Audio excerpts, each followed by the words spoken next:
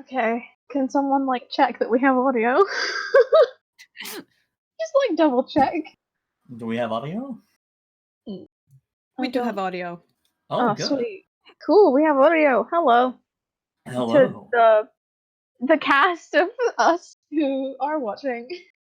And nobody else is. I'm just gonna casually put an announcement in the general chat.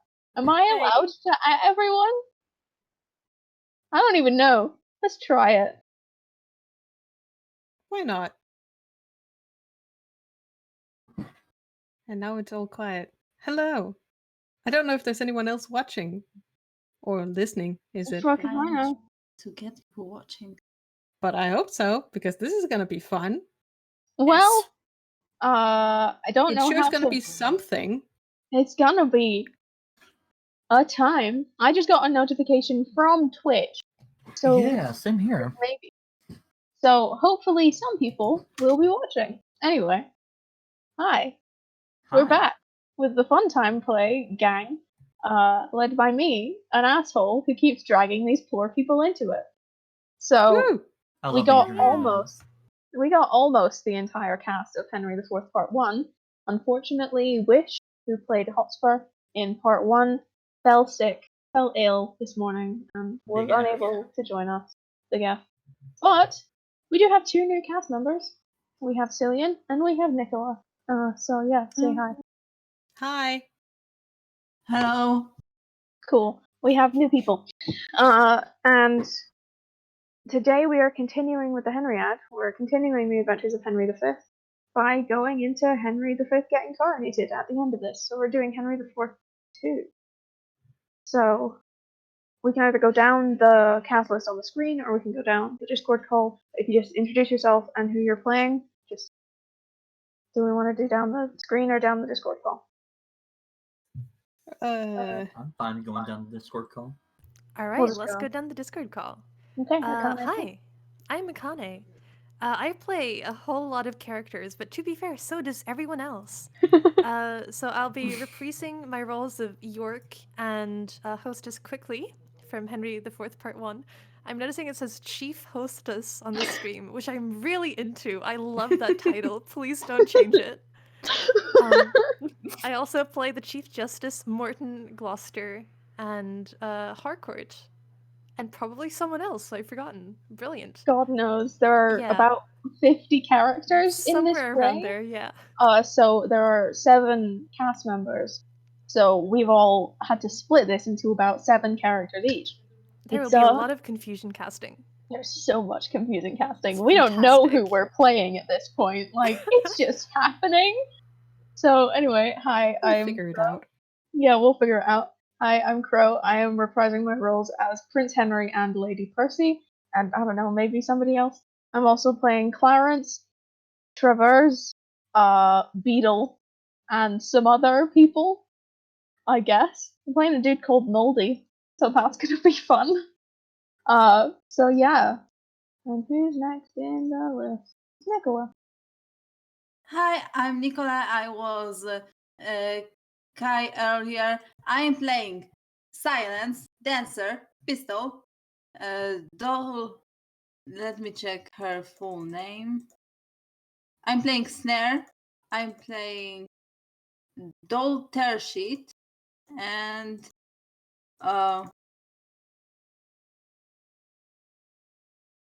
everyone. Just other people. Don't worry if you don't remember. And someone who is marked in my script as second, and I don't know who that is. Probably second group. Just the second. Yes. Yeah, so it's not just confusion casting, it's also a confused cast. So next in the list, Logan. I've heard of Ginger blind casting, but this is just blind casting. We're doing great. Hi, I'm Logan. I am reprising. I'm triumphantly reprising my role as Falstaff. Hell yeah! Hell yeah! Also, Bardolph. I will be playing Westmoreland, Colville, a servant, a messenger, and Wirt. Okay, Sarah. Okay. Hello, I'm Sarah. I'm reprising my roles as King Henry IV, Northumberland, and Peto, and I'm also playing Davy, Page, First Groom, and Feeble. That's what I've got written down on my post-it note, and those are the people's lines who I'm going to read. Anyone else can just go away.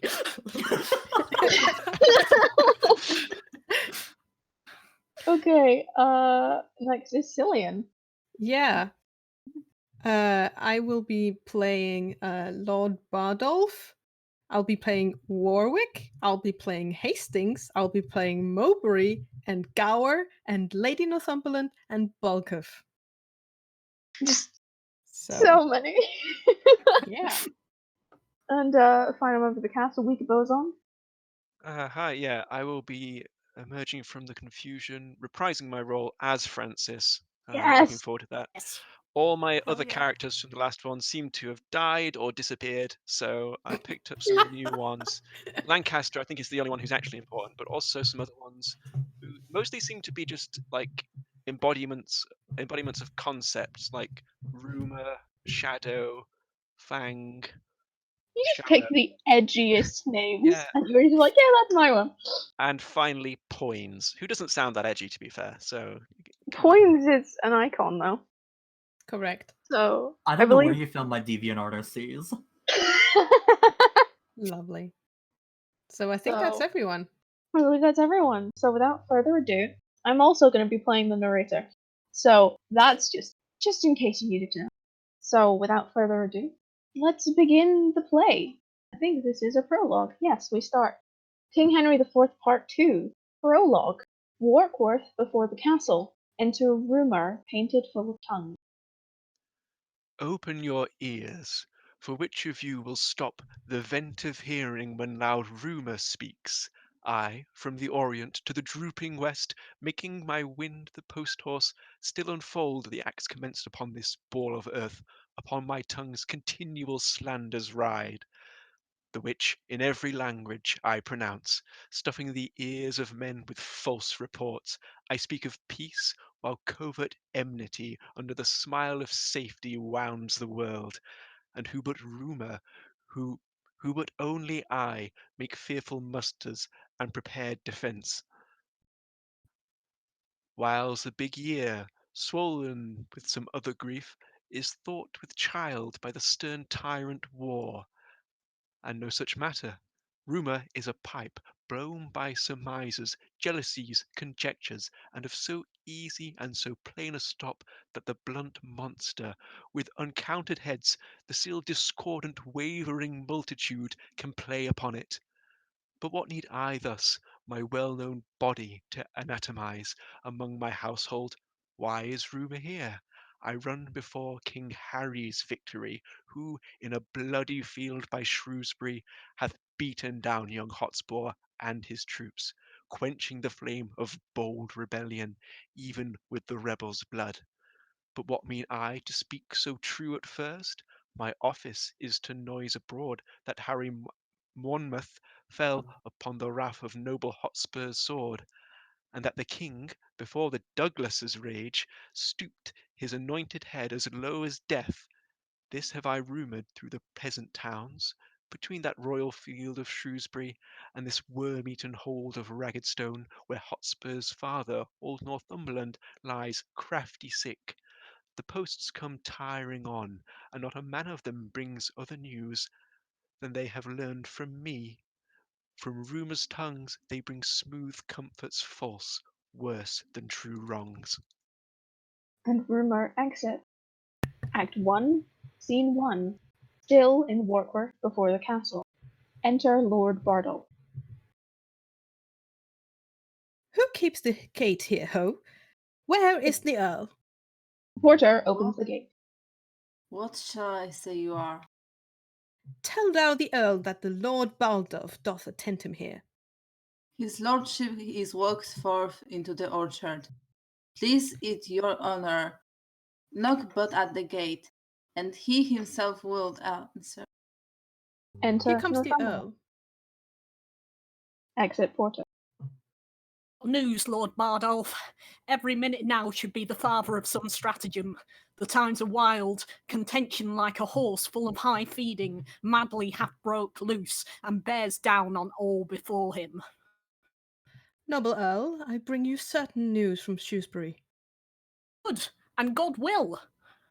As good as heart can wish, the king is moaned wounded to the death, and in the fortune of my lord, your son, Prince Harry slain outright, and both the Blunts killed by the hand of Douglas.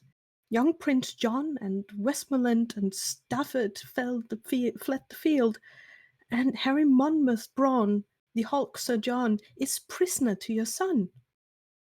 Oh, such a day, so fought, so followed, and so fairly won, came not till now to dignify the time since Caesar's fortunes.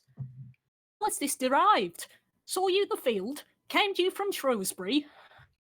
I spake with one, my lord, that came from thence, a gentleman well bred and of good name, that freely handed me these news for true. Here comes my servant Travers, whom I sent on Tuesday last to listen after news. Enter. My lord, I overrode him on the way, and he is furnished with no certainties more than he haply has retailed to me. Now, Travers, what good tidings comes with you? My lord, Sir John Umfreville turned me back with joyful tidings, and being better horsed, outrode me. After him came spurring out a gentleman, almost forspent with speed, that stopped by me to breathe his bloody dose. He asked the way to Chester, and of him I did demand what news from Shrewsbury. He told me that rebellion had bad luck, and that young Harry Percy's spur was cold. With that he gave his able horse the head, and bending forward struck his armed heels against the panting sides of his poor jade up to the rowel-head, and starting so he seemed in running to devour the way. Saying no longer questioned. Again, said he young Harry Percy's spur was cold, of hot spur, cold spur. The rebellion had met ill luck.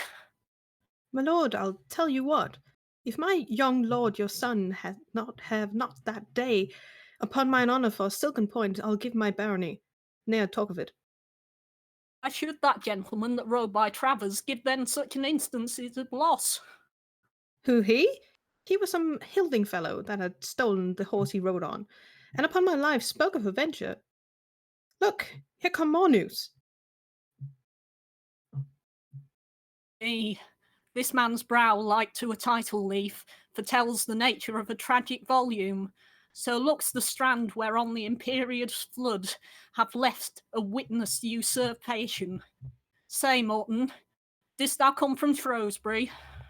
I ran from Shrewsbury, my noble lord, where hateful death put on his ugliest mask to fright our party. Doth my son and brother? Thou tremblest, and the whiteness in thy cheek is apter than thy tongue to tell thy errand. Even such a man, so faint, so spiritless, so dull, so dead in look, so woe-begone, drew Priam's curtain in the dead of night, and would have told him half his Troy was burnt. But Priam found the fire ere he his tongue, and I my Percy's death ere thou report'st it. This thou would say, your son did thus and thus, your brothers thus, so fought the noble Douglas, stopping my greedy ear with their bold deeds. But in the end, to stop my dear ear indeed, thou hast a sigh to blow away this praise, ending with brother, son, and all are dead. Douglas is living, and your brother yet. But for my lord your son. Aye, he is dead. See what a ready tongue suspicion hath. He that but fears the thing he would not know, hath by instinct knowledge from others' eyes that what he'd feared is chanced. Yet speak, Morton, tell thou an earl his divination lies, and I will take it as a sweet disgrace, and make thee rich for doing me such wrong. You are too great to be by me, Gainsand. Your spirit is too true, your fears too certain. For all this, say not that Percy's dead. I see a strange confession in thine eye. Thou shakest thy head and holds it fear or sin to speak the truth. If he be slain, say so. The tongue offends not that reports his death, and he does sin that does belie the dead, not he which says the dead is not alive. Yet the first bringer of unwelcome news has but an ever-losing office, and his tongue sounds ever after as a sullen bell, remembered tolling a departed friend. I cannot think, my lord. Your son is dead. I am sorry I should force you to believe that which I would to God I had not seen. But these mine eyes saw him in a bloody state, rendering faint quiddance, wearied and upbreathed, to Harry Monmouth, whose swift wrath beat down the never-daunted Percy to the earth, from whence with life he never more sprung up. In few, his death, whose spirit lent a fire even to the dullest peasant in his camp, being brooded once, took fire and heat away from the best-tempered courage in his troops. For from his metal was his party steeled, which once in him abated, all the rest turned on themselves like dull and heavy lead. And as the thing that's heavy in itself upon enforcement flies with greatest speed, so did our men, heavy in Hotspur's loss, lend to this weight such lightness with their fear that arrows fled not swifter toward their aim than did our soldiers, aiming at their safety, fly from the field. Then was the noble Worcester too soon ta'en prisoner, and that furious Scot, the bloody Douglas, whose well-labouring sword had 3 times slain the appearance of the king, gan veil his stomach and did grace the shame of those that turned their backs, and in his flight, stumbling in fear, was took. The sum of all is that the king hath won, and hath sent out a speedy power to encounter you, my lord, under the conduct of young Lancaster and Westmoreland. This is the news at full. This I shall have time enough to mourn. In poison there is physic, and in these news, having been well that would have made me sick, being sick, having some measure made me well. And as the wretch whose fever weakened joints, like strengthened hinges, buckle under life, impatient of his fit, breaks like a fire out of his keeper's arms, even so my limbs, weaken with grief, being now enraged with grief, affright themselves. Hence therefore, thou nice crutch, a scaly gauntlet now with joints of steel must glove this hand, and hence thou sickly coif. Thou art a guard too wanton for this head, which princes fleshed with conquest aim to hit. Now, bind my brows with iron, and approach the raggest hour that time and spite dare bring to frown upon the enraged Northumberland. Let heaven kiss earth. Now let not nature's hand keep the wild flood confined. Let order die, and let this world no longer be a stage to feed contention in a lingering act, but let one spirit of the firstborn Cain reign in all the bosoms, that each heart being set on bloody courses, the rude scene may end, and darkness be the barrier of the dead. This strained passion doth you wrong, my lord. Sweet Earl, divorce not wisdom from your honour. The lives of all your loving complices lean on your health, the which, if you give o'er to stormy passion, must perforce decay. You cast the event of war, my noble lord, and summed the account of chance. Before you said, let us make head, it was your presurmise that, in the dole of blows, your son might drop. You knew he walked o'er perils, on an edge more likely to fall in than to get o'er. You were advised his flesh was capable of wounds and scars, and that his forward spirit would lift him where most trade of danger ranged. Yet did you say, go forth, and none of this, though strongly apprehended, could restrain the stiff-born action? What hath then befallen, or what hath this bold enterprise brought forth, more than that being which was like to be? Well, we all that are engaged to this loss knew that we ventured on such dangerous seas, that if we brought out lives 'twas 10 to 1, and yet we ventured, for the gain proposed choked the respect of likely peril feared, and since we are all said venture again, come we will all put forth, body and goods. 'Tis more than time, and, my most noble lord, I hear for certain, and do speak the truth, the gentle Archbishop of York is up with well-appointed powers. He is a man who, with a double surety, binds his followers. My lord your son had only but the corpse, but shadows and the shows of men to fight. For that same word, rebellion, did divide the action of their bodies from their souls, and they did fight with queasiness, constrained as men drink potions that their weapons only seemed on our side. But, for their spirits and souls, this word, rebellion, it had froze them up as fish are in a pond. But now the bishop turns insurrection to religion.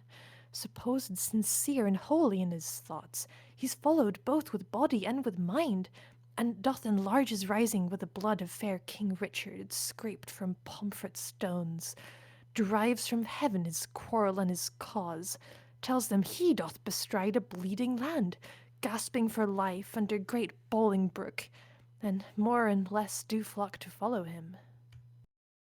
Knew of this before, but to speak truth, the present grief had wiped it from my mind. Go in with me, and counsel every man the aptest way for safety and revenge. Get posts and letters, and make friends with speed. Never so few, and never yet more need. And they all exit.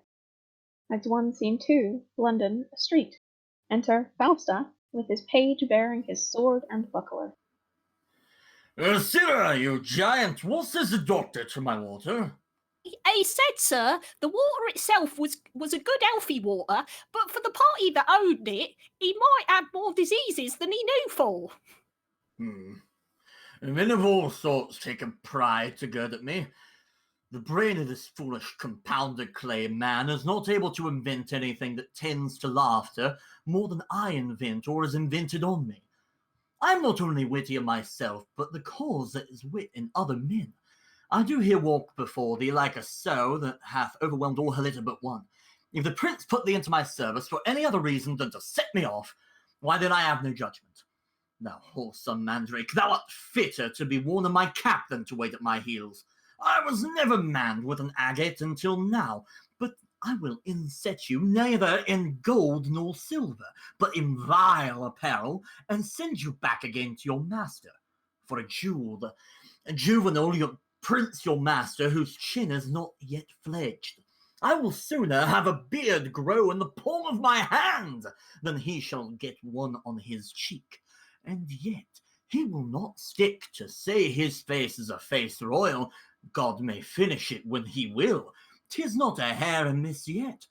He may keep it still a face royal, for a barber shall never earn 6 pence out of it, and yet he'll be crowning as if he had writ man ever since his father was a bachelor.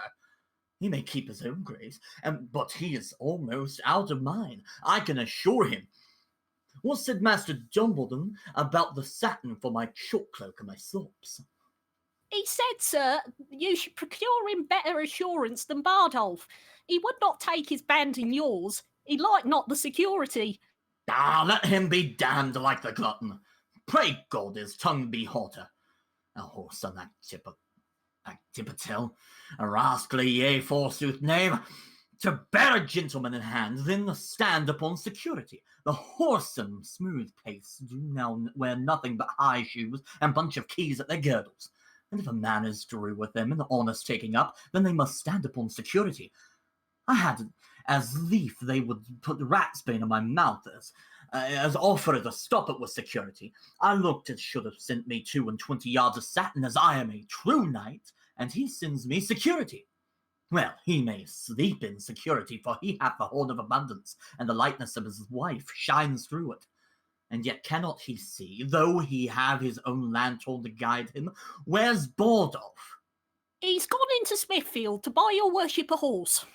And I bought him in Paul's, and he'll buy me a horse in Smithfield's. And if I could get me but a wife in the stews, I were manned, horsed, and wived. Enter the Lord Chief Justice and servant.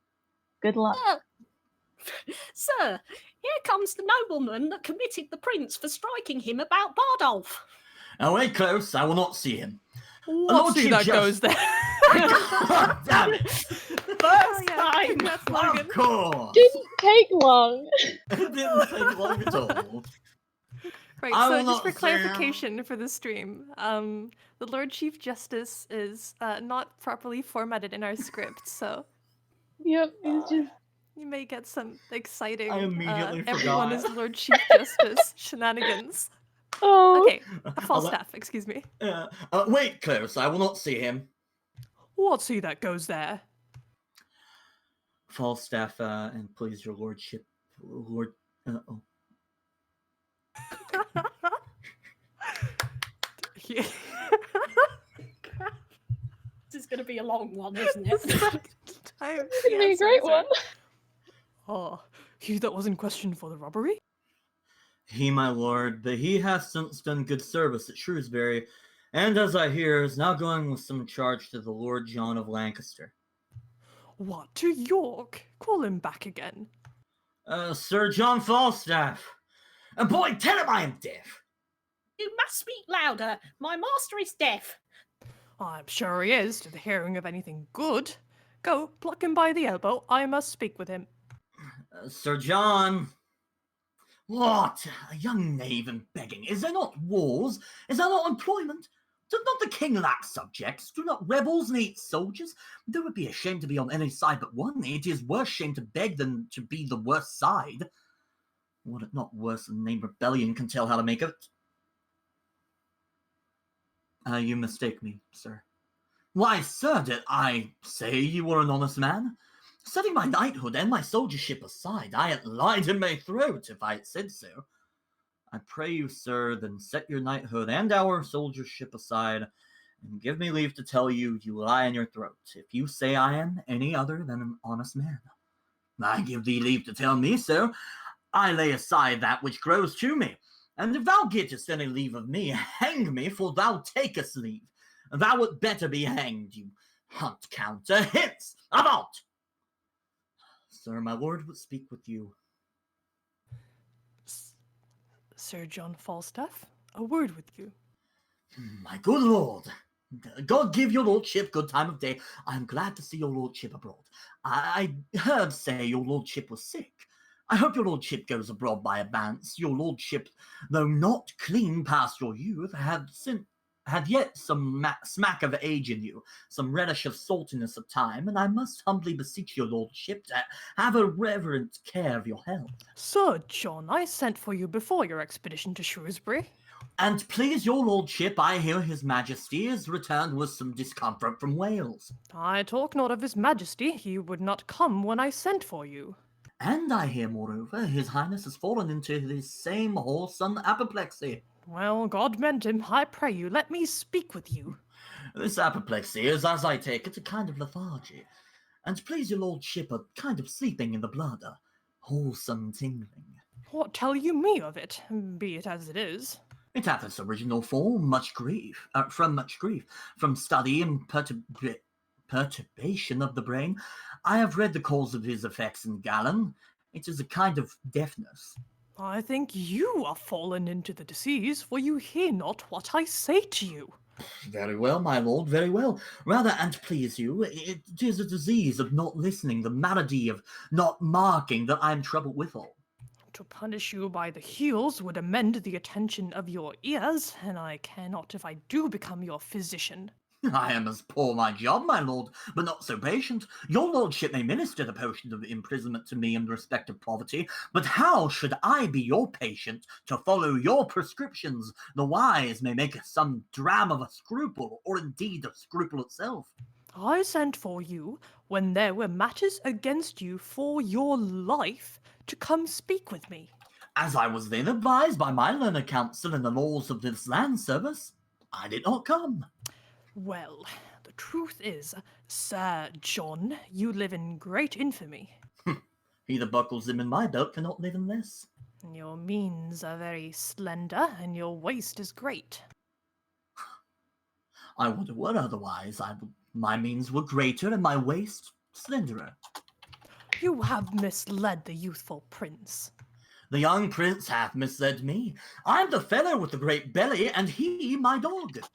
Well, I am loath to gall a new-healed wound. Your day's service at Shrewsbury hath a little gilded over your night's exploit on Gad's Hill. You may thank the unquiet time for your quiet or posting that action. My lord? But since all is well, keep it so. Wake not a sleeping wolf. To wake a wolf is as bad to smell a fox. What? You are as a candle, the better part burnt out. Oh, what's the old candle, my lord? Old tallow. If I did say wax, my growth would approve the truth. There is not a white hair on your face, but should have his effect of gravity. His effect of gravy. You follow the young prince up and down like his ill angel. Not so, my lord. Your ill angel is light, but I hope that he looks upon me will take me without weighing. And yet, in some respects, I grant I cannot go. I cannot tell virtue is of so little regard in these costermonger times that true valour is turned barehead. Pregnancy is made a tapster, and hath is quick wit and wasted in giving reckonings. All the other things appenitent to man, as the malice of his age shapes them, are not worth a gooseberry. You that are old consider not the capacities of us that are young. You do measure the heat of our livers with the bitterness of your galls, and we that are in the voward of our youth, I must confess, are wags. Do you set down your name in the scroll of youth that are written down old with all the characters of age? Have you not a moist eye, a dry hand, a yellow cheek, a white beard, a decreasing leg, an increasing belly? Is not your voice broken, your wind short, your chin double, your wit single, and every part about you blasted with antiquity? And will you yet call yourself young? Fie, Sir John. My lord, I was born about 3:00 in the afternoon, with a white head and something a round belly. For my voice, I have lost it with hallowing and singing of anthems. To approve my youth further, I will not. The truth is, I am only old in judgment and understanding, and he that will caper with me for 1,000 marks, let him lend me the money and have at him. For the box of the ear that the prince gave you, he gave it like a rude prince, and you took it like a sensible lord. I have checked him for it, and the young lion repents, marry not in ashes and sackcloth, but in new silk and old sack. Well, God send the prince a better companion. God send the companion a better prince. I cannot rid my hands of him. Well, the king hath severed you and Prince Harry. I hear you are going with Lord John of Lancaster against the Archbishop and the Earl of Northumberland. Yea, I thank your pretty sweet wit for it. But look you, pray, all you that kiss my lady peace at home, that our armies join not in a hot day. For by the Lord I take but 2 shirts out with me, and I mean not to sweat extraordinarily. But if it be a hot day, and I brandish anything but a bottle, I would I might never spit white again. There is not a dangerous action can peep out his head, but I am thrust upon it. Well, I cannot last ever, but it was always yet the trick of our English nation, if they have a good thing, to make it too common. If ye will needs say I am an old man, you should give me rest. I would to God my name were not so terrible as to the enemy as it is. I were better to be eaten to death with a rusk than to be scoured to nothing with perpetual motion. Well, be honest, and God bless your expedition. Will your lordship lend me £1,000 to furnish me forth? Not a penny. Not a penny. You are too impatient to bear crosses. Fare you well. Commend me to my cousin Westmoreland. And the Chief Justice and the servant exit. If I do, Philip me with a 3-man beetle, a man can do no more separate age and covetousness than I can part young limbs and lechery, but the gout galls the one and the pox pinches the other, and so both the degrees prevent my curses. A boy? What money is in my purse? 7 groats and 2pence. I can get no remedy against this consumption of the purse. Borrowing only lingers and lingers it out, but the disease is incurable. Go bear this letter to my Lord of Lancaster, this to the Prince, this to the Earl of Westmoreland, and this to old Mistress Ursula, whom I have weakly sworn to marry since I perceived the first white hair on my chin. About it, you know where to find me. And the page exits. Ah, pox of this gout, or a gout of this pox. For the one or other plays the road with my great toe. 'Tis no matter if I do halt, I have the wars for my collar, and my pension shall seem the more reasonable. A good wit will make use of anything. I will turn diseases to commodity. Falstaff exits. Act 1, Scene 3 in York, the Archbishop's Palace. Enter the Archbishop of York, the Lords Hastings, Mowbray, and Bardolph. This is Lord Bardolph, not normal Bardolph. Thus have you heard our cause and known our means, and, my most noble friends, I pray you all, speak plainly your opinions of our hopes. And first, Lord Marshal, what say you to it? I well allow the occasion of our arms, but gladly would be better satisfied how in our means we should advance ourselves to look upon the forehead bold and big enough upon the power and persons of the king. Our present musters grow upon the file to 25,000 men of choice, and our supplies live largely in the hope of great Northumberland, whose bosom burns with an incensed fire of injuries. The question then, Lord Hastings, standeth thus: whether our present 25,000 may hold up head without Northumberland? With him we may. Yes, marry, there's the point. But if without him we be thought too feeble, my judgment is we should not step too far, till we had his assistance by the hand, for in a theme so bloody-faced as this, conjecture, expectations, and surmise of aids in certain should not be admitted. 'Tis very true, Lord Bardolph, or whichever of you spoke last, for indeed it was young Hotspur's case at Shrewsbury. It was, my lord. We lined himself with hope, eating the air and on promise of supply, flattering himself with project of power, much smaller than the smallest of his thoughts, and so with great imagination, proper to madmen, led his powers to death, and winking leapt into destruction. But by your leave, it never yet did hurt to lay down likelihoods and forms of hope.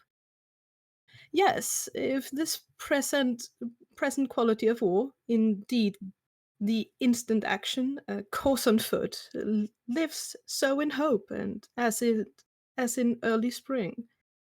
We seem to appearing budged, which to prove fruit, hope gives not so much warrant as despair that frost will bite them.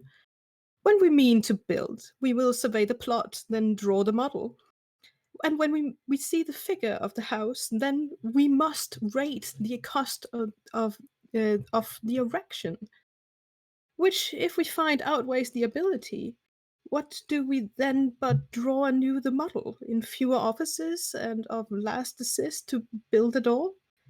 Much more, in this great work, which is much to pluck a kingdom down and set another up, should we survey the plot of situation and the model, consent upon a sure foundation, question surveyors, know our own estate, how able such a work to undergo, to weigh against his opposite, or else we fortify in paper and in figures, using the name of men instead of men, like one that draws the model of a house beyond his power to build it, who half though gives o'er and leaves his part created cost, a naked subject to the weeping clouds, and waste for churlish winter's tyranny. Grant that our hopes, yet likely of fair birth, should be stillborn, and that we now possess the utmost man of expectations. I think we are body strong enough, even as we are, to equal with the king. What is the king but 25,000? To us no more, nay, not so much, Lord Baldorf, for his divisions as the time do brawl is are in 3 heads. 1 power against the French and 1 against the Grindover. Perforce, the third must take up us. So is the unfirm king, in 3 divided, and his covers sound with hollow poverty and emptiness. That he should draw his several strengths together and come against us in full puissance need not be dreaded. If he should do so, he leaves his back unarmed, the French and Welsh baying at him at the heels. Never fear that. Who is it like should lead his forces hither? The Duke of Lancaster and Westmoreland, against the Welsh himself and Henry Monmouth. But who is substituted against the French? I have no certain notice. Let us on, and publish the occasion of our arms. The Commonwealth is sick of their own choice. Their over-greedy love hath surfeited an habitation giddy and unsure. Hath he that buildeth on the vulgar heart, O thou fond Manny! With what loud applause didst thou beat heaven with blessing Bolingbroke, before he was what thou wouldst have him be? And being now trimmed in thine own desires, thou beastly feeder art so full of him that thou provokest thyself to cast him up. So, thou common dog, didst thou disgorge thy glutton bosom of the royal Richard, and now thou wouldst eat thy dead vomit up, and how's to find it? What trust is in these times? They that when Richard lived would have him die, are now become enamoured on his grave. Thou that threwest dust upon his goodly head when through proud London he came sighing on after the admired heels of Bolingbroke, criest now, O earth, yield us that king again, and take thou this. O thoughts of men accursed, past and come seems best, things present worst. Shall we go draw our numbers and set on? We are time subjects, and time bids be gone.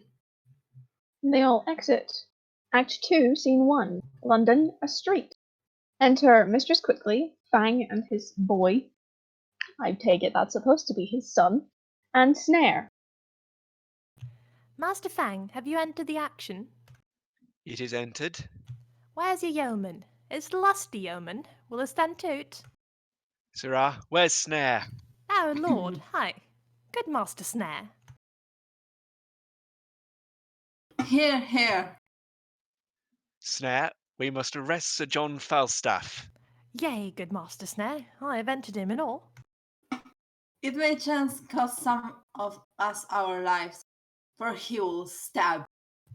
Alas the day, take heed of him. He stabbed me in mine own house, and that most beastly. In good faith, he cares not what mischief he does. If his weapon be out, he'll foin like any devil. He'll spare neither man, woman, nor child. If I can close with him, I care not for his thrust. No, nor I neither. I'll be at your elbow. And I but fist him once, and I come but within my vice. I am undone by his going, I warrant you. He's an infinitive thing upon my score. A good Master Fang, hold him sure. A good Master Snare, let him not scape. I comes continually to Pie Corner, saving your mannards, to buy a saddle, and he's indicted to dinner to the Lubber's Head in Lambert Street, to Master Smooth's the silkman. I pray ye, since my Ixion has entered on my case so openly known to the world, let him be brought into his answer. 100 mark is a long one for a poor lone woman to bear, and I have borne and borne and borne, and have been fubbed off and fubbed off and fubbed off from this day to that day, that it is a shame to be thought on. There is no honesty in such dealing, unless a woman should be made an ass and a beast to bear every knave's wrong. Yonder he comes, and that errant Malmsley-nosed knave, Bardolph, with him. Do your offices, do your offices. Master Fang and Master Snare, do me your offices. Enter Falstaff, Page, and Bardolph. No, how now? Whose mare's dead? What's the matter? Sir John, I arrest you at the suit of Mistress Quickly. Oh. Away, varlets! Draw Bardolph! Cut me off the villain's head and throw the queen into the channel! Throw me in the channel? I'll throw thee in the channel. Wilt thou, thou bastardly rogue? Murder! How thou honeysuckle villain, wilt thou kill God's officers and the king's? How thou honey-seed rogue! Thou art a honey-seed, a man-queller, and a woman-queller. Now keep them off, Bardolph! A rescue! A good people, bring a rescuer to. Thou wilt thou? Thou won't, water? Do thou rogue, do thou hemp seed. Away, you scullion! You ramparian! You fustelarian! I'll tickle your catastrophe! Enter the Lord Chief Justice and his men. What is the matter? Keep the peace here, ho! Good my lord, be good to me. I beseech you, stand to me. How now, Sir John? What are you brawling here? Doth this become your place, your time and business? You should have been well on your way to York. Stand from him, fellow. Wherefore hangst upon him? O most worshipful lord, an't please your grace, I am a poor widow of Eastcheap, and he's arrested at my suit. For what sum? It is more than for some, my lord, it is for all I have. He's eaten me out of house and home, he's put all my substance into that fat belly of his, but I will have some of it out again, or I will ride thee on nights like the mare. I think I am as like to ride the mare if I have any vantage of ground to get up. How comes this, Sir John? Fie! What man of good temper would endure this tempest of exclamation? Are you not ashamed to enforce a poor widow to so rough a course to come by her own? What is the gross sum that I owe thee? Marry, if thou wert an honest man thyself, and the money too. Thou didst swear to me upon a parcel-gilt goblet, sitting in my dolphin chamber at the round table by a sea-coal fire upon Wednesday in recent week, when the prince broke thy head for liking his father to a singing man of Windsor. Thou didst swear to me then, as I was washing thy wound, to marry me and make me my lady thy wife. Can thou deny it? Did not Goodwife Keach, the butcher's wife, come in then and call me gossip quickly, coming in to borrow a mess of vinegar, telling us she had a good dish of prawns, whereby thou didst desire to eat some, whereby I told thee they were ill for a green wound, and didst thou not, when she was gone downstairs, desire me to be no more so familiarity with such poor people, saying that ere long they should call me madam? And didst thou not kiss me, and bid me fetch thee 30 shillings? I put thee now to thy book oath. Deny it if thou canst. My lord, this is a poor mad soul, and she says up and down the town that the eldest son is like you. She hath been in good case, and the truth is poverty hath distracted her. But for these foolish officers, I beseech you, I may have redress against them. Sir John, I am well acquainted with your manner of wrenching the true cause the false way. It is not a confident brow, nor the throng of words that come with such more than impudent sauciness from you, can thrust me from a level consideration. You have, as it appears to me, practised upon the easy yielding spirit of this woman, and made her serve your uses both in purse and in person. Yea, in truth, my lord. I pray thee, peace. Pay her the debt you owe her, and unpay the villainy you have done her. The one you may do with sterling money, and the other with current repentance.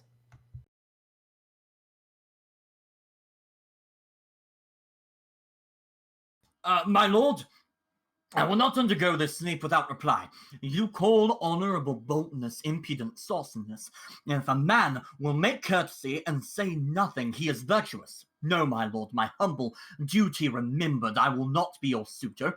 I say to you, I do desire deliverance from these officers, being upon hasty employment in the king's affairs. You say you speak as having power to do wrong, but answer in the effect of your reputation, and satisfy this poor woman. Come hither, hostess. Enter Gower. No, Master Gower, what news? The king, my lord, and Harry, Prince of Wales, are near at hand. The rest are paper tells. As I am a gentleman. Faith, you said so before. As I am a gentleman. Come, no more words of it. By this heavenly ground I tread on, I must be fain to pawn both my plate and the tapestry of my dining chamber. Glasses is the only drinking, and for thy walls a pretty sight jewellery, or the story of the prodigal, or the German hunting and waterwork is worth 1,000 of these bed hangings and these fly-bitten tapestries. Let it be £10 if thou canst. Come, and 'twere not for thy humours, there's not a better wench in England. Go and wash thy face, and draw the action. come, thou must not be in this humour with me. Dost thou know me? Not know me? Come, I know thou wast set on this. Pray thee, Sir John, let it be but 20 nobles. I' faith, I am loath to pawn my plate, so God save me, la. Let it alone, and thou make other shift. You'll be a fool still. Well, you shall have it, though I pawn my gown. I hope you'll come to supper. You'll pay me altogether. Will I live? Go, with her. Hook on. Will you have dull tear-sheet meet you at supper? No more words, let's have her.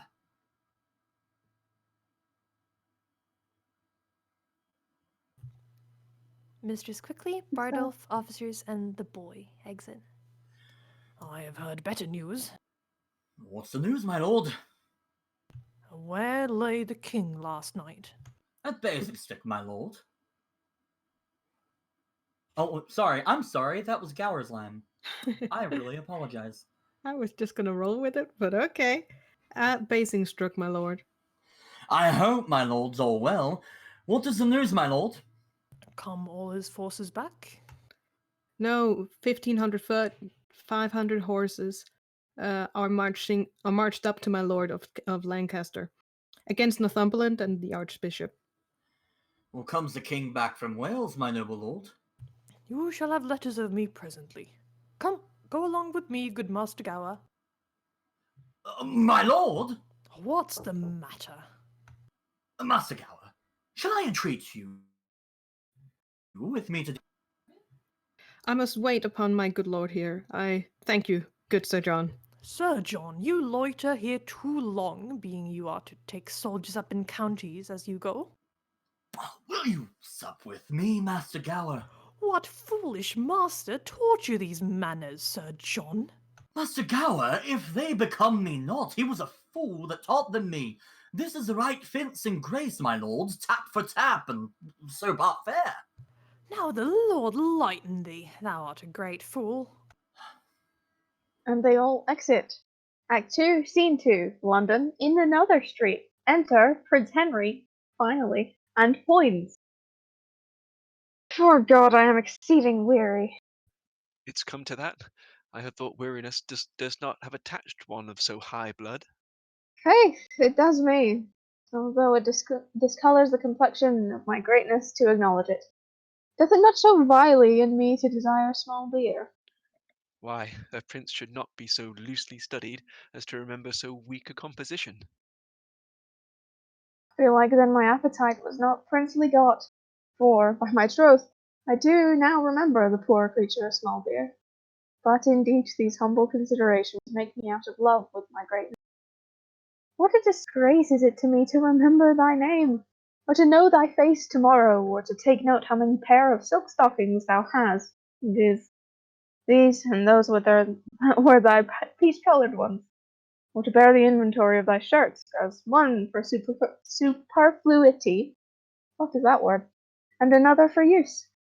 But that the tennis-court keeper knows better than I, for it is a low ebb of linen with thee, when thou keepest not racket there, as thou hast not done a great while, because the rest of thy low countries have made a shift to eat up thy hunger. And God knows whether those that bowl out the ruins of thy linen shall inherit his kingdom, but the midwives say that children are not in the fault, whereupon the world increases, kindreds are mightily strengthened. How ill it follows. After you have laboured so hard, you should talk so idly. Tell me, how many good young princes would do so, their fathers being so sick as yours is at this time? Shall I tell thee one thing, Point? Yes, faith, and let it be an excellent good thing. It shall serve among wits of no higher breeding than mine. Go to. I stand the push of your one thing that you will tell. Mary, I tell thee, it is not meet that I should be sad, now my father is sick. Albeit I could tell thee, as to one that pleases me, for fault of a better, to call my friend. I could be sad, and sad indeed too. Very hardly upon such a subject. By this hand thou thinkest me as far in the devil's book as thou and Falstaff for obduracy and persistency. Let the end try the man. But I tell thee, My heart bleeds inwardly that my father is so sick. And keeping such vile company as thou art hath in reason taken from me all ostentation of sorrow. The reason? What wouldst thou think of me if I should weep? I would think thee a most princely hypocrite. It would be every man's thought. And thou art a blessed fellow to think as every man thinks. Never a man's thought in the world keeps a roadway better than mine. Every man would think me an hypocrite indeed. And what excites your most worshipful thought to think so? Why? Because you have been so lewd and so much engraft to Falstaff. And to thee? By this light, I am well spoke on. I can hear it with my own ears. The worst that they can say of me is that I am a second brother, and that I am a proper fellow of my hands. And those two things, I confess, I cannot help. By the mass, here comes Bart. Enter Bardolph and Page. And the boy that I gave Falstaff. He had him from me, Christian. And look, the fat villain have not transformed him ape. God save your grace. And yours, most noble Bardolph. Oh, come, you virtuous ass, you bashful fool. Must you be blushing? Wherefore blush you now? What a maidenly man-at-arms you have become. Is such a matter to get a pot's maidenhead? Calls me now, my lord, through a red lattice, and I could discern no part of his face from the window. At last I spied his eyes, and methought he had made 2 holes in the aleswife's new petticoats, and so peeped through. Has the boy not profited? Away, you horse-son upright rabbit! Away! Away, you rascally Alphea's dream, away! Instruct us, boy. What dream, boy? Harry, my lord, Althea dreamed she was delivered of a firebrand, and therefore I call him her dream. A crown's worth of good interpretation. There 'tis, boy.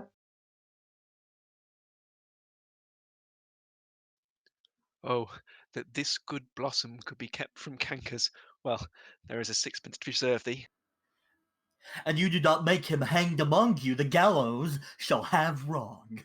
And how doth thy master, Bardolph? Well, my lord, he heard of your grace's coming to town. There's a letter for you. Delivered with good respect. And how doth the Marthamus, your master? In bodily health, sir. Marry, the immortal part needs a physician, but that moves not him. Though that be sick, it dies not. I do allow this one to be as familiar with me as my dog. And he holds his place. For look you how he writes. John Falstaff, knight, every man must know that, as oft as he has occasion to name himself, even like those that are kin to the king, for they never prick the finger, but they say, there's some of the king's blood spilt. How comes that, says he, that takes upon him not to conceive? The answer is as ready as a borrower's cap. I am the king's poor cousin, sir. Nay, they will be kin to us, or they will fetch it from Japhet. But to the letter. Sir John Falstaff, knight, to the son of the king, nearest his father, Harry Prince of Wales, greeting. Why, this is a certificate. Peace. I will imitate the honourable Romans in brevity. He surely means brevity in breath, short-winded. I commend me to thee, I commend thee, and I leave thee. Be not too familiar with Poins, for he misuses thy favours so much, that he swears thou art to marry his sister Nell. Repent at idle times as thou mayest, and so farewell. Thine, by yea or no, which is as much to say, as thou usest him, Jack Falstaff with my familiars, John with my brothers and sisters, and Sir John with all Europe. My lord, I'll steep this letter in sack and make him eat it. That's to make him eat 20 of his words. But do you use me thus, Ned? Must I marry your sister? God send the wench no worse fortune, but I never said so. Well, thus we play the fools with the time, and the spirits of the wise sit in the clouds and mock us. Is your master here in London? Yea, my lord. Where sits he? Doth the old boar feed in the old frank? At the old place, my lord, in Eastcheap. What company? Salesians, my lord, of the old church. Sup, any women with him? And my lord, but old Mistress Quickly and Mistress Doltear Sheep. And what pagan may that be? Proper gentlewoman, sir, and a kinswoman of my master's. Even such kin as the Paris Heifers are to the town bull. Shall we steal upon them, Ned? Supper. I am your shadow, my lord. I'll follow you. Sirrah, you boy, and Bardolph, no word to your master that I am yet come to There's for your saddle. I have no tongue, sir. For mine, sir, I will govern it. Fare you well. Go. Exit Bardolph and Page. This dull tear sheet should be some road. I warrant you, as common as the way between St. Albans and London. How might we see Falstaff bestow himself tonight in his true colours, and not ourselves be seen? Put on 2 leather jerkins and aprons, and wait upon him as his table and drawers. From a god to a bull, a heavy dissension. It was Jove's case, from a prince to apprentice. A low transformation, that shall be mine, for in everything the purpose must weigh with the folly. Follow me, Ned. And they exit. Act 2, Scene 3. Warkworth before the castle. Enter Northumberland, Lady Northumberland, and Lady Percy. I pray thee, loving wife and gentle daughter, give even way unto my rough affairs. Put not you on the visage of these times, and be like them to Percy troublesome. I have given over, and I speak no more. Do what you will. Your wisdom be your guide. Alas, sweet wife, my honour is at pawn, and but my going, nothing can redeem it. Oh, yet, for God's sake, go not to these wars. The time was, father, that you broke your word, when you were more endeared to it than now. When your own Percy, with my heart, dear Harry, through many a north would look to see his father bring up his powers, but he did long in vain. Who then persuaded you to stay home? There were 2 honours lost, yours and your son's. For yours the God of heaven brighten it. For his it stuck upon him as the sun in the grey vault of heaven, and by his light did all the chivalry of England move to do brave act. He was indeed the glass wherein the noble youth did dress themselves. He had no legs, but practised not to gait, and speaking thick, which nature made its blemish, became the accents of the valiant. For those that could speak low and hardily would turn their imperfection to abuse. Seem like him. So that in speech, in gait, in diet, in affections of delight, in military rules, humours of blood, he was the mark and glass, copy and book that fashioned others. And him, oh wondrous him, oh miracle of men, him did you leave, second to none, unseconded by you, to look upon the hideous god of war and disadvantage, to abide a field where nothing but the sound of Hotspur's name did seem defensible. So you left him. Never, oh never, do his ghost the wrong to hold your honour more precise and nice with others than with him. Let them alone. The Marshal and the Archbishop are strong. Had my sweet Harry had but half their numbers, today might I, hanging on Hotspur's neck, have talked of Monmouth's grave. Through your heart, fair daughter, you do draw my spirits from me with new lamenting ancient oversights. But I must go and meet with danger there, or it will seek me in another place and find me worse provided. I'll fly to Scotland, till as the nobles and the armed commons have of their pursuance made a little taste. They get ground and vantage of the king, then join you with them, like a rib of steel to make strength stronger. But for all our loves, first let them try themselves. So did your son, he was so suffered, so came I, a widow, and never shall have length of life enough to reign upon remembrance with mine eyes, that it might grow and sprout as high as heaven, for recordation to my noble husband. Come, come, go in with me. 'Tis with my mind as with the tide swelled up unto his height, that makes us still stand, running neither way. Fain would I go to meet the Archbishop, but many thousand reasons hold me back. I will resolve for Scotland. There am I, till time and vantage crave my company. And they exit. Act 2, Scene 4. In London, the Boar's Head Tavern in Eastcheap. Enter 2 drawers. What the devil hast thou brought there? Apple Johns? Thou knowest Sir John cannot endure an apple John. Mass, thou sayest true.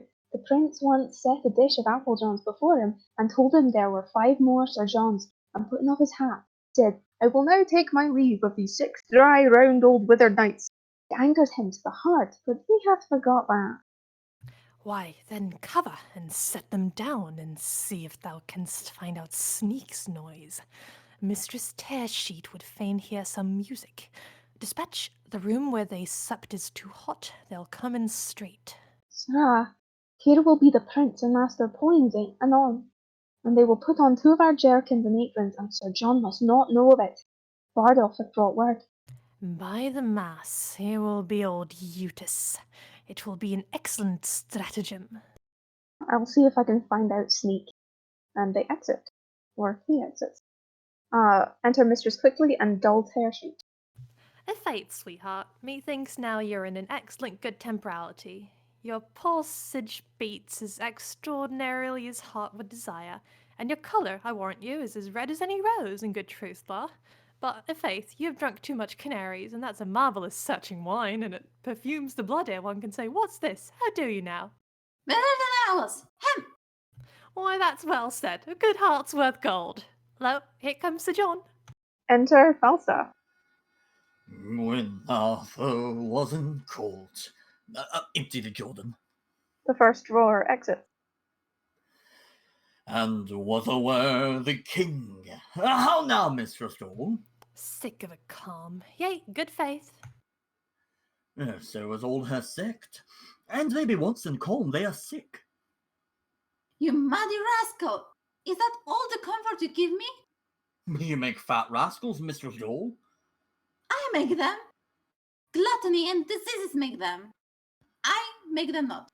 If the cook helped to make the gluttony, you helped to make the diseases, Dole. We catch of you, Dole. We catch of you. Grant that, my poor virtue, grant that. Yea, joy our chains and our jewels. Your brooches, pearls, and ouches. For to serve bravely is to come halting off, you know, to come off the breach with this pike bent bravely, and to surgery bravely, to venture upon the charged chambers bravely. Hang yourself, you muddy conger! Hang yourself! By my troth, this is the old fashion. You two never meet, but you fall to some discord. You're both, the good truth, as rheumatic as 2 dry toasts. You cannot one bear with another's confirmities. What the good here? One must bear, and that must be you. You are the weaker vessel, as they say, the emptier vessel. Can a weak, empty vessel bear such a huge full hogshead? There's a whole merchant's venture of Bordeaux stuff in him. You have not seen a hog better stuffed in the hold. Come, I'll be friends with thee, Jack. Thou art going to the wars, and whether I shall ever see thee again or no, there is nobody cares. Re-enter the first drawer. Sir, ancient pistols below, and would speak with you. Hang you, swaggering rascal! Let him not come hither. It is the foul-mouthed rogue in England. If he swagger, let him not come here. No, by my faith, I must live among my neighbours. I'll no swaggerers. I'm in good name and fame with the very best. Shut the door. There comes no swaggerers here. I have not lived all this while to have swaggering now. Shut the door, I pray you. Dost thou hear, hostess? Pray ye, pacify yourself, Sir John. There comes no swaggerers here. Dost thou hear? It is mine ancient. Tilly-fally, Sir John, now tell me, your ancient swaggerer comes not in my doors. I was before Master Tissick, the deputy, t'other day, and as he said to me, 'twas no longer ago than Wednesday last, a good faith, neighbour Quickly, says he. Master Dumble, our minister, was by then, neighbour Quickly, says he, receive those that are civil, for, said he, you are in an ill name. Now, though now I said so, I can tell whereupon, for, says he, you are an honest woman and well thought on, therefore take heed what guest you receive. Receive, says he, no swaggering companions. There comes none here, you would bless you to hear what he said. No, I'll no swaggerers. He is no swaggerer, hostess, a tame cheater in faith. You may stroke him as gently as a puppy greyhound. He'll not swagger with a Barbary hen if her feathers turn back any show of resistance. Call him up, Gerora. Exit first drawer. Cheater, call you him? I will bar no honest man my house, nor no cheater. But I do not love swaggering, by my troth. I am the worse when one says swagger. Feel, masters, how I shake. Look you, I warrant you. So you do, hostess. Do I? Yea, in very truth do I, and 'twere an aspen leaf. I cannot abide swaggerers. Enter Pistol, Bardolph, and Page. God save you, Sir John. Welcome, ancient Pistol. Here, Pistol, I charge you with a cup of sack. Do you discharge upon mine hostess? I will discharge upon her, Sir John, with 2 bullets. She is pistol-proof, sir. You shall hardly offend her. Come, I'll drink no proofs nor no bullets. I'll drink no more than will do me good, for no man's pleasure I. Then to you, Mistress Dorothy, I will charge you. Charge me? I scorn you, scurvy companion. What, you poor base, rascally cheating lack-linen mate?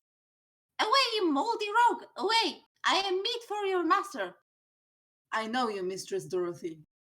Away, you cut-purse rascal! You filthy bung! Away! By this white elf thrust my knife in your mouldy chaps, and you play the saucy castle with me. Away, you bottle-eyed rascal! You basket-heeled sail juggler, you! Since when, I pray you, sir? God's light, with 2 points on your shoulder? Much! God let me not live, but I will murder your wrath for this. No more, Pistol. I will not have you go off here. Discharge yourself of our company, Pistol. No, good Captain Pistol, not here, sweet Captain. Captain, thou abominable damned cheater, art thou not ashamed to be called captain? And captains were of my mind. They would trunch you out for taking their names upon you before you have earned them. You a captain, you slave for what?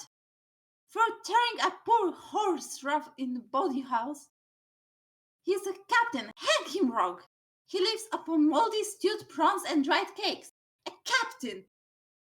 God's light, these villains will make the word as odious as the word occupy, which was an excellent good word before it was ill sorted. Therefore, captains had need to look. Pray thee, go down, good ancient. Hark thee hither, Mistress Doll. Not I tell thee what, Corporal Bardolph. I could tear her. I'll be revenged of her. Pray thee, go down. I'll see her damned first, to Pluto's damned leg by this hand, to the infernal deep with Erebus and torches vile also. Halt hook and line, say I. Down, down, dogs, down, faiters. Have we not Hiren here? Good Captain Peaceall, be quiet. 'Tis very late, faith. I beseech you now, aggravate your choler. These be good humours indeed. Show pack horses at the hollow-hampered jades of Asia, which cannot go but 30 miles a day, compare with Caesars and with cannibals and Trojan Greeks. Nay, rather damn them with King Cerberus, and let the welkin roar. Shall we fall foul for choice? By my troth, Captain, these are very bitter words. Begone, good ancient. This will grow to a brawl anon. Die men like dogs, give crowns like pins. Have we not Heron here? Oh, my word, Captain, there's none such here. What the good year, do you think I would deny her? For God's sake, be quiet. Then feed at me fat, my fair Callipoli. Come, give some sack. Si fortune me tormente, sperato me contento. Fill we broadsides? No, let the fiend give fire. Give me some sack, and, sweetheart, light there. Come we to full points here. Are the etceteras nothing?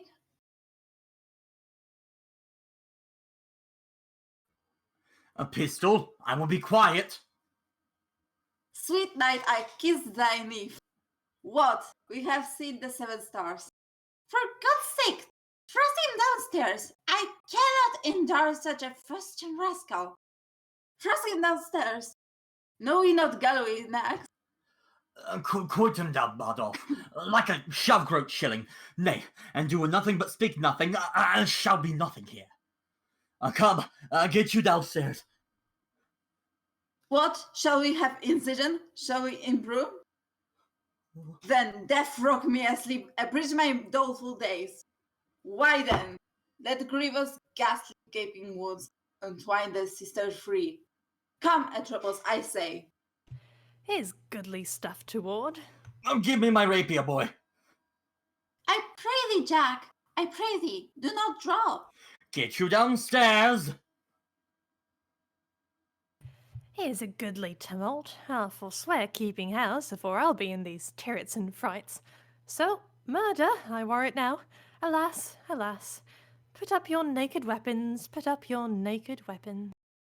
Exit Pistol and Bardolph. I pray thee, Jack, be quiet. The rascal's gone. Ah, you little valiant villain, you. He you not hurt at the groin? Methought I made a shrewd thrust at your belly. Bardolph re-enters. Have you turned him out of doors? Yea, sir, the rascal's drunk. You have hurt him, sir, the shoulder. A rascal, to brave me.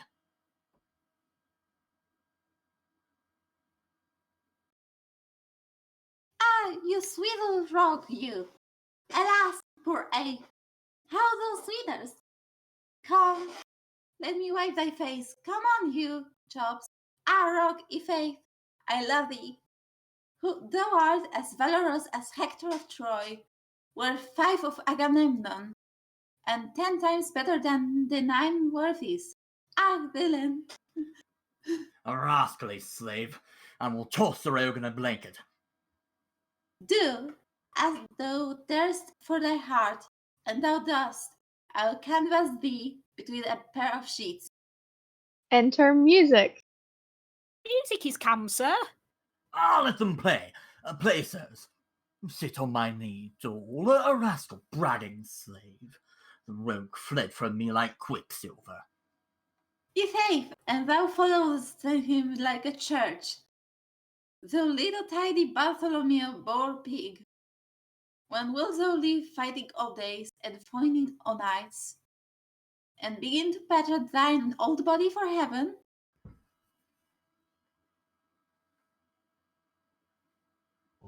Enter behind Prince Henry and Poins inside.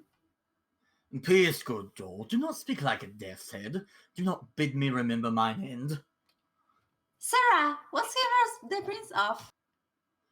A good shallow young fellow, and would have made a good pantler, and would have chipped bread well. They say Poins had such good wit. He? A good wit? Hang him, baboon. His wit's as thick as Tewkesbury mustard. There's no more conceit in him than there's a mallet. Why does the prince love him so then? Because their legs are both of a bigness, and plays it quite well, and eats conger and fennel, and drinks off candles in for flapdragons, and rides the wild mare with the boys, and jumps upon joined stools, and swears with good grace, and wears his boots very smooth, like unto the sign of the leg, and breeds no bait with telling of discreet stories, and such other gamble faculties there has, and show a weak mind and an able body, for which the prince admits him. For the prince himself is such another, the weight of a hair will turn the scales between their avoirdupois. Would not this knave of a wheel have his ears cut off? Let's beat him before his whore. Look whether the withered elder has not pulled like a parrot. Is it not strange that desire should so many years outlive performance? Kiss me, doll. Saturn and Venus this year in conjunction. What is the almanac to that? And look, whether the fiery Trigon, his man, be not lisping to his master's old tables, his notebook, his counsel keeper. Ugh. Thou dost give me flattering busses. By my troth, I kiss thee with a most constant heart. I am old, I am old. I love thee better than I love e'er scurvy young boy of them all. What stuff wilt have a kettle of? I shall receive money on Thursday. Shalt have a cap tomorrow. A merry song. Come. It grows late. We'll to bed. Thou'lt forget me when I'm gone. By my troth, thou'lt see me a-weeping, and thou sayst so, so that I dress myself handsome till thy return. Well, hearken at the end. Some sack, Francis. Anon, Anon, sir. sir. Come forward. Ha! A bastard son of the king's! And art not thou Poins' brother? Why, thou globe of sinful continence? What a life dost thou lead? Better than thou. I am a gentleman. Thou art a drawer. Very true, sir, and I come to draw you out by the ears. Oh, the Lord preserve thy good grace. By my troth, welcome to London. Now the Lord bless that sweet face of thine. Oh, Jesu, are you come from Wales? Thou horse and mad compound of majesty, by this light flesh and corrupt blood thou art welcome. How, you fat fool! I scorn you. My lord, he will drive you out of your revenge, and turn all to merriment, if you take not the heed. You horse and candle mine! You, how vilely did you speak of me, even now, before this honest, virtuous, civil gentlewoman? God's blessing of your good art, and so she is, by my troth. Yea, and you knew me, as you did when you ran away by Gadtail. You knew I was at your back, and spoke it on purpose to try my patience. No, not so. I did not think thou wast within hearing. I shall drive you then to confess the wilful abuse, and then I know how to handle you. No abuse, Hal. Mine honour, no abuse. Not to dispraise me, and call me Pantia, and bread chipper, and I know not what. No abuse, Hal. No abuse? No abuse, Ned. In the world, honest Ned, none. I just praised him before the wicked, that the wicked might not fall in love with him, in which doing I have done the part of a careful friend and a true subject, and thy father is to give me thanks for it. No abuse, Hal. None, Ned, none. No, faith, boys, none. See, now, whether pure fear and entire cowardice doth not make thee wrong this virtuous gentlewoman too close with us. Is she of the wicked? Is thine hostess here of the wicked? Or is thy boy of the wicked? Or honest Bardolph, whose zeal burns in his nose, of the wicked? Answer, thou dead elm, answer. The fiend hath pricked down Bardolph irrecoverable, and his face is Lucifer's privy kitchen, where he doth nothing but roast malt worms. For the boy, there is a good angel about him, but the devil outbids him too. For the women? For one of them, she is in hell already, and burns poor souls. For the other I owe her money, and whether she be damned for that, I know not. No, I warrant you. No, I think thou art not. I think thou art quit for that. Mary, there is another indictment upon thee for suffering flesh to be eaten in thy house, contrary to the law, for the which I think thou wilt howl. All victuallers do so. What's a joint of mutton or two in a whole Lent? You, gentlewoman. What says your grace? His grace says that which his flesh rebels against.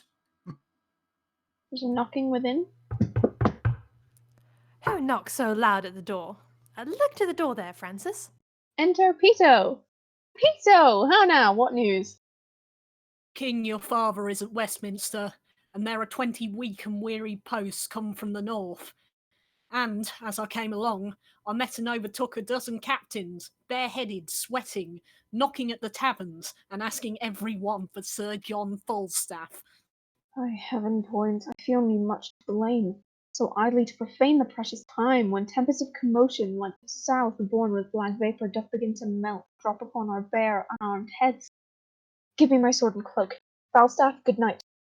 Exit Prince Henry, Poins, Pito, and Bardolph. Now comes the sweetest morsel of the night, and we must hit and leave it unpicked. Oh, more knocking at the door. Re-enter Bardolph. Now, what's the matter? You must await a court, sir, presently. A dozen captains stay at door for you. Pay the musicians, sirrah. Farewell, hostess, farewell all. You see, my good wenches, how men of merit are sought after. The undeserver may sleep when the man of action is called on. Farewell, good wenches. If I be not sent away post, I will see you again. Here I go.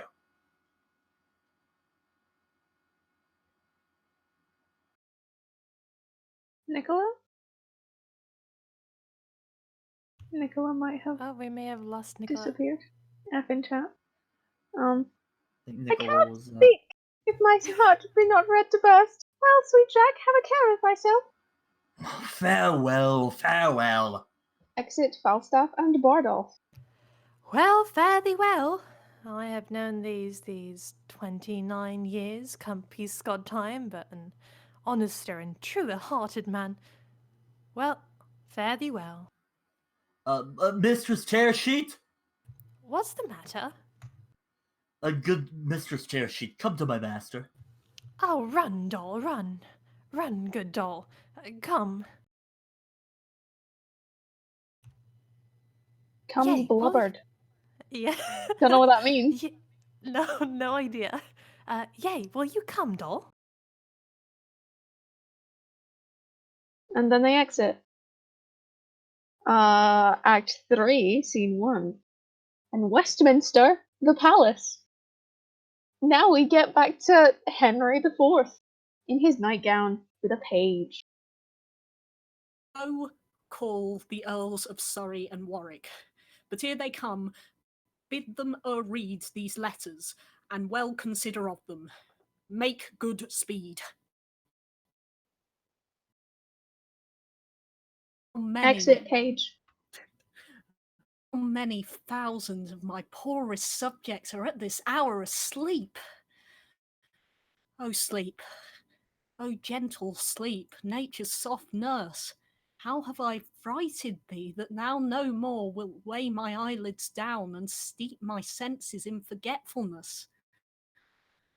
Why, rather, sleep, liest thou in smoky cribs, upon uneasy pallets stretching thee, and hushed with buzzing night flies to thy slumber, than in the perfumed chambers of the great, under the canopies of costly state, and lulled with the sound of sweetest melody? O thou dull god, why liest thou with the vile in loathsome beds, and leaves the kingly couch a watch case or a common larum bell? Wilt thou upon the high and giddy mast seal up the ship boy's eyes and rock his brains in cradle of the rude imperious surge, and in the visitation of the winds who take the ruffian billows by the top, curling their monstrous heads and hanging them with deafening clamour in the slippery clouds, that with the hurly death itself awakes? Canst thou, O partial sleep, give thy repose to a wet sea boy in an hour so rude, and in the calmest and most stillest night, with all appliances and mean to boot, deny it to a king? Happy low, lie down. Uneasy lies the head that wears a crown. Enter Warwick and Surrey. Many good morrows to your majesty. Is it good morrow, lords? 'Tis 1 o'clock and past. Why then, good morrow to you all, my lords. Have you read the letters that I sent you? We have, my liege. You perceive the body of our kingdom, how foul it is, what rank diseases grow, and with what danger near the heart of it. It is but as body yet distempered, which to his former strength may be restored with good advice and little medicine. My Lord Northumberland will soon be cooled. Oh God, that one might read the book of fate and see the revolution of the times make mountains level and the continent, weary of solid firmness, melt itself into the sea. And other times to see the beachy girdle of the ocean too wide for Neptune's hips. How chances mock and changes fill the cup of alteration with diverse liquors. Oh, if this were seen, the happiest youth, viewing his progress through, what perils past, what crosses to ensue, would shut the book and sit him down and die. 'Tis not 10 years gone, since Richard and Northumberland, great friends, did feast together, and in 2 years after were they at wars. It is but 8 years since this Percy was the man nearest to my soul, who like a brother toiled in my affairs, and laid his love and life under my foot. Ye, for my fate's sake, even to the eyes of Richard gave him defiance. But which of you was by you, cousin Neville, as I may remember, when Richard, with his eye brimful of tears, then checked and rated by Northumberland, did speak these words now proved a prophecy? Northumberland, thou ladder by which my cousin Bolingbroke ascends the throne. Though then God knows I had no such intent, but that necessity so bowed the states that I and greatness were compelled to kiss. The time shall come. Thus did he follow it. The time will come that foul sin, gathering head, shall break into corruption. So went on, foretelling this same time's condition and the division of our amity. There is a story in all men's lives, figuring the nature of the time deceased, that which observed a man may prophesy with a near aim of the main chance of things, as yet not come to life, which in their seeds and weak beginnings lie intreasured. Such things come the hatch and brood of time, and by the necessary form of this, King Richard might create a perfect guess that great Northumberland, then false to him, would of that seed grow to a greater falseness, which should not find a ground to root upon unless on you. These things then necessities? Then let us meet them like necessities. And that same word even now cries out on us. They say the bishop and Northumberland are 50,000 strong? It cannot be, my lord. Rumour doth double like the voice and echo the numbers of the feared. Please it your grace to go to bed. Upon my soul, my lord, the powers that you already have sent forth shall bring this prize in very easily. To comfort you the more, I have received a certain instance that Glendower is dead. Your majesty hath been this fortnight ill, and these unseasoned hours perforce must add unto your sickness. I will take your counsel, and were these inward wars once out of hand, we would, dear lords, unto the Holy Land. And they both exit. Act 3, Scene 2. In Gloucestershire, before Shallow's house, enter Shallow and Silence, meeting Mouldy, Shadow, Ward, Feeble, Bullcalf, and the servant or two with them. Come on, come on, come on, sir. Give me your hand, sir. Give me your hand, sir.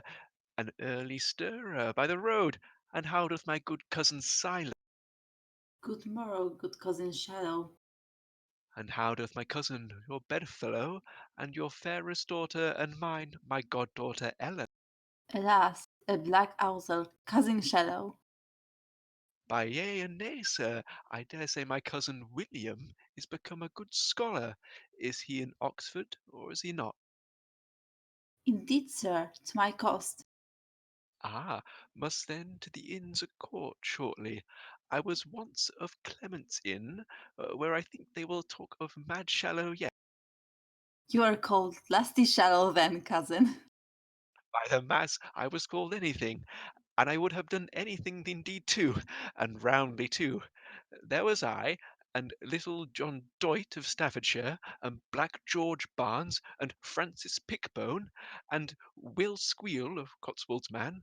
Uh, and you had not four such swingebucklers in all the inns of court again. And I may say to you, we knew where the Bonarobas were, and had the best of them all at commandment. Then was Jack Falstaff, now Sir John, a boy, and page to Thomas Mowbray, Duke of Norfolk. This Sir John, cousin, that comes hither anon about soldiers? The same, Sir John, the very same.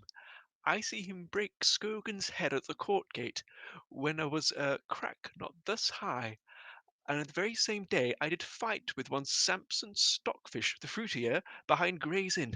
Jesu, Jesu, the mad days that I have spent, and to see how many of my old acquaintances are dead.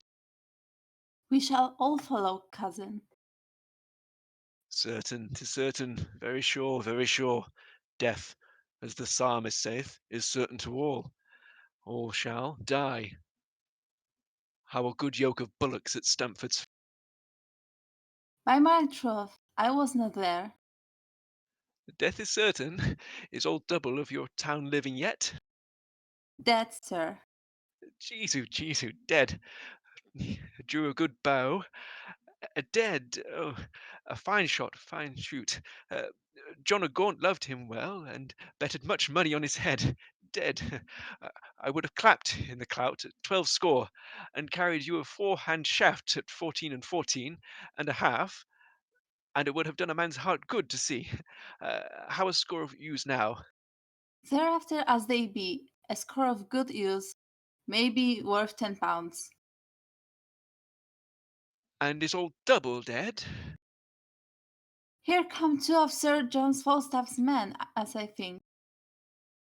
Enter Bardolph and one with him. A good morrow, honest gentlemen. I beseech you, which is just shallow?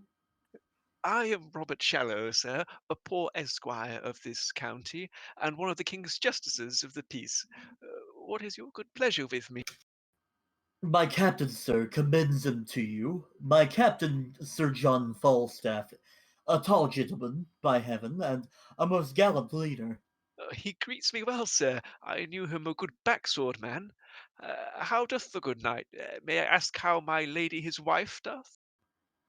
Sir, pardon, a soldier is better accommodated than when a wife.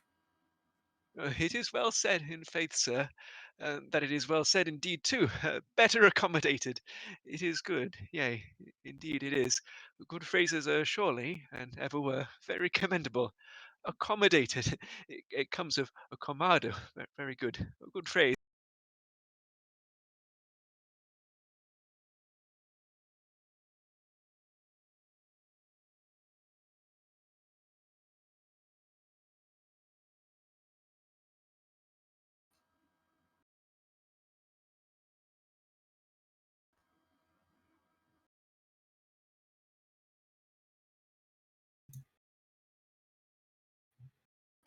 Oh, sorry. Pardon me, sir, I have heard the word.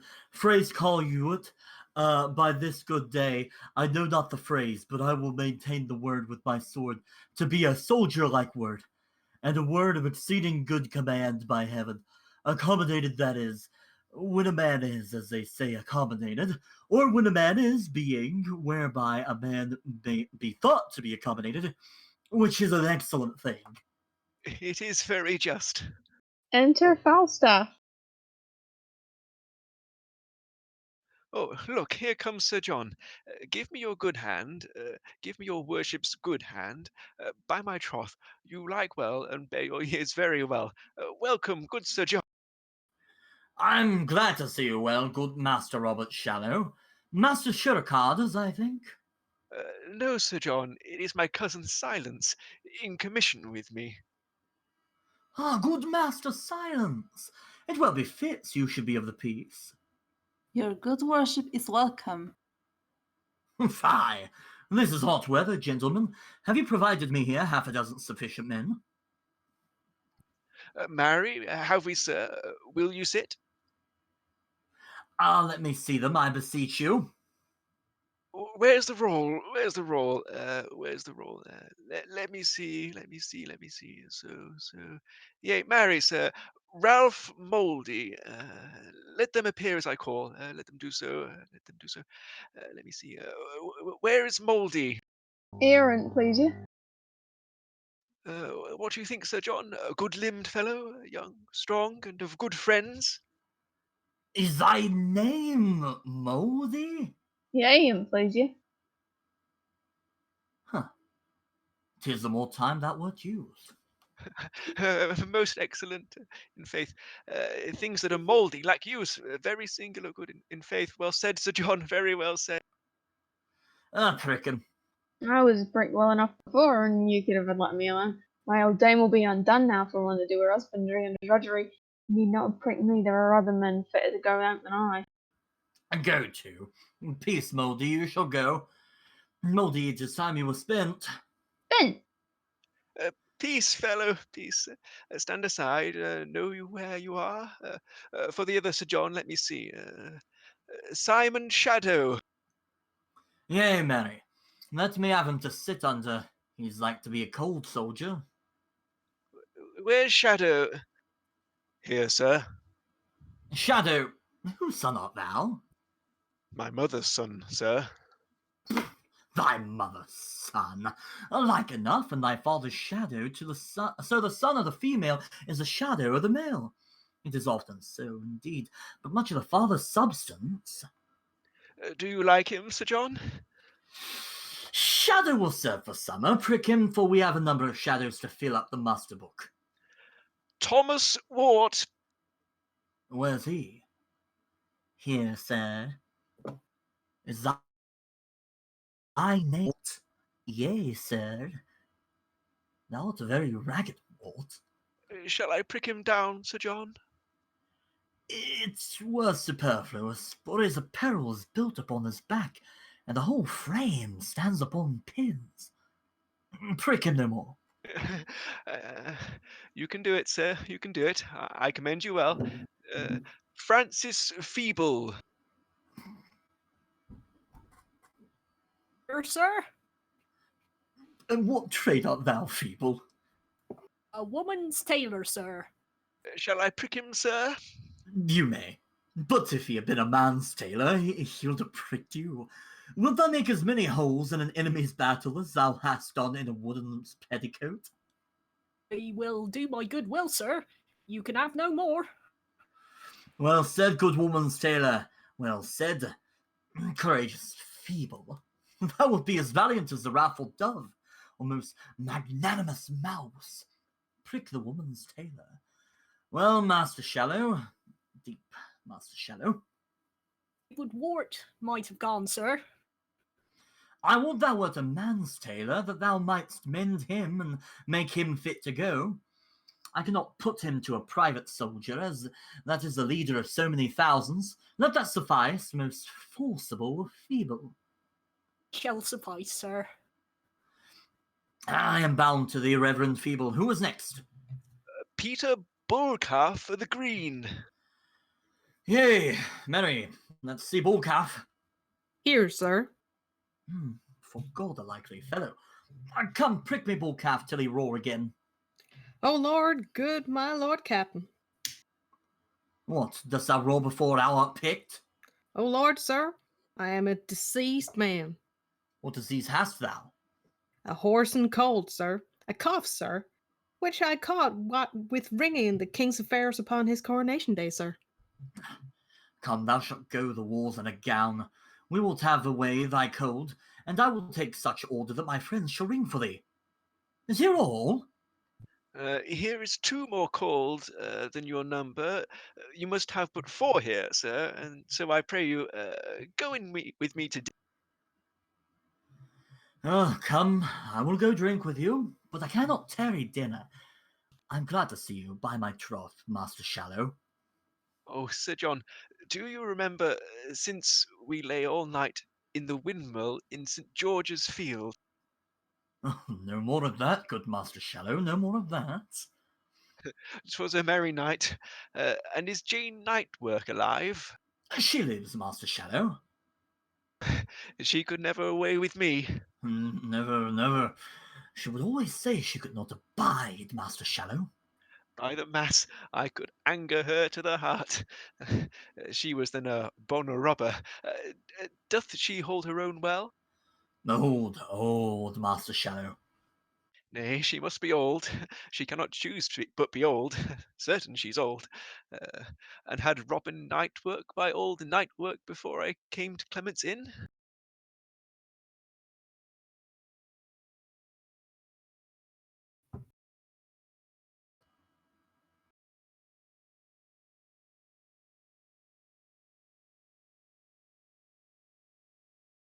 That's 55 years ago. Cousin Silence, that thou hast seen that this night, and I have seen. Sir John, said I well? We have heard the chimes at midnight, Master Shadow. That we have, that we have, that we have. In faith, Sir John, we have, our watchword was, hem, boys, come, let's to dinner, come, let's to dinner. Jesus, the days that we have seen, come, come. Exit Falstaff and the Justice. Good Master Corporate Bardolph, stand my friend and here are 4 hairy shillings in French crowns for you. In bare truth, sir, I had as life be hanged, sir, as go, and yet for mine own part, sir, I do not care, but rather, because I am unwilling, and for mine own part, have a desire to stay with my friends, else, sir, I do not care for mine own part so much. Go to, stand aside. And good Master Corporal Catton, for my old dame's sake, stand my friend. She has nobody to do anything about her when I'm gone, and she is old and cannot help herself. You shall have 40, sir. Go to, stand aside. In my troth, I care not. A man can die but once. We owe God a death. I'll ne'er bear a base mind. An't be my destiny, so an't be not. So no man is too good to serve's prince. And let it go which way it will. He that dies this year is quit for the next. Well said. Well, thou art a good fellow. If I'll bear no base mind.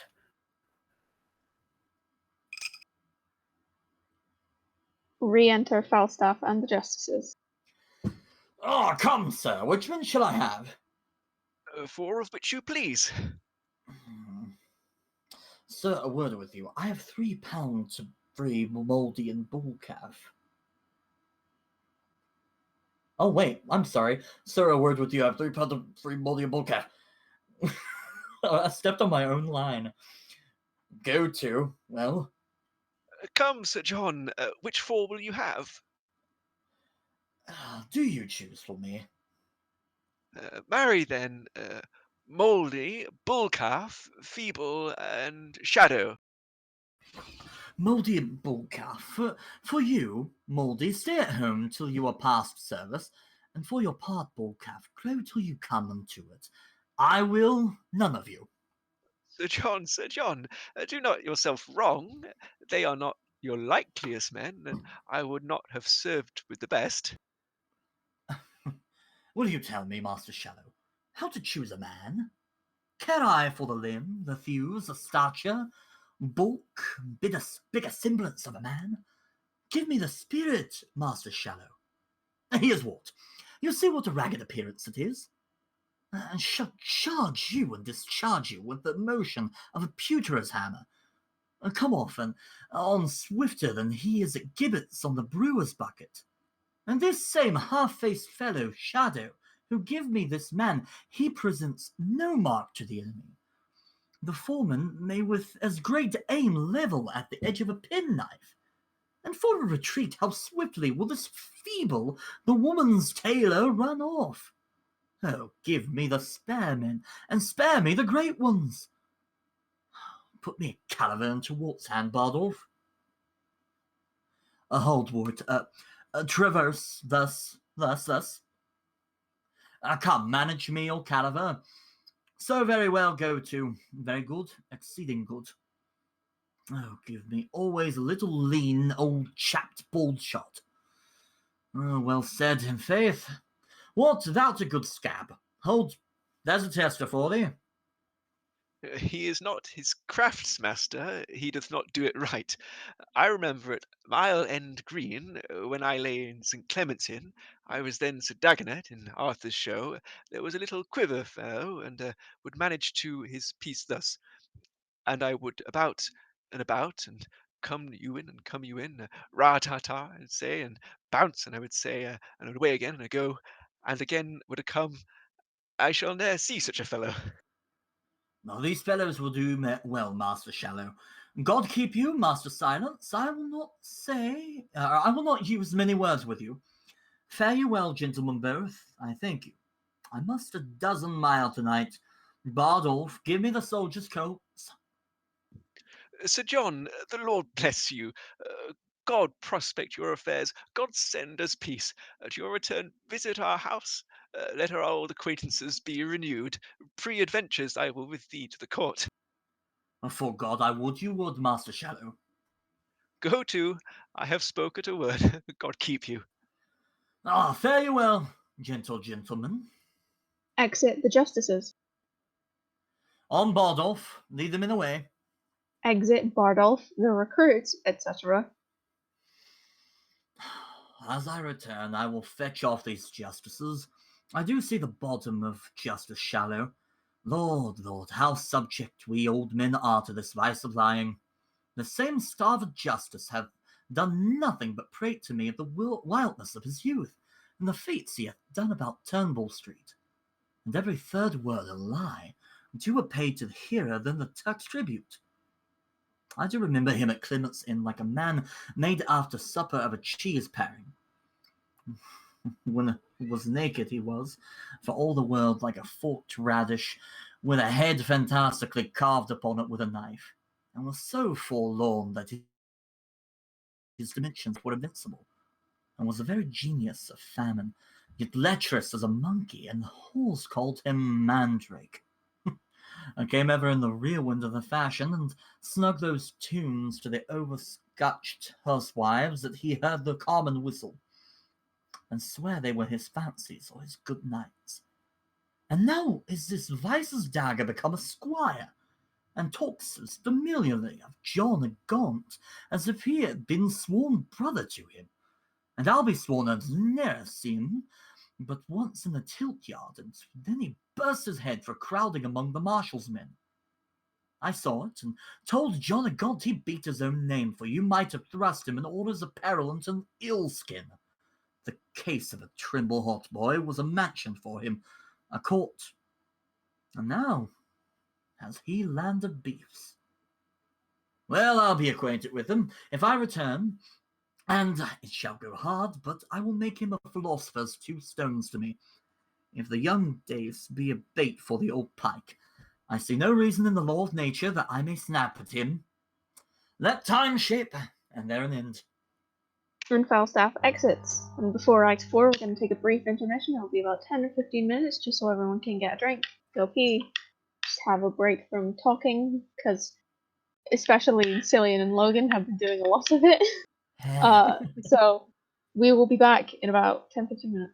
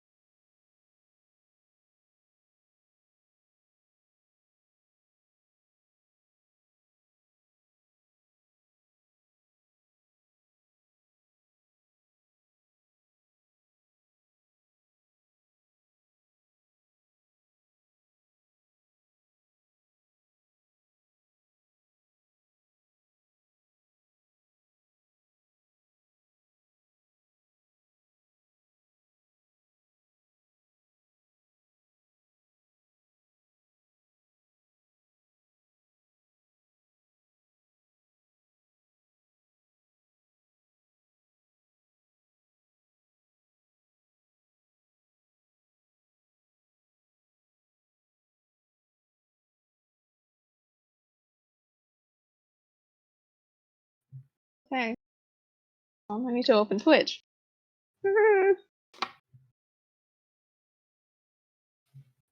Okay, we're back.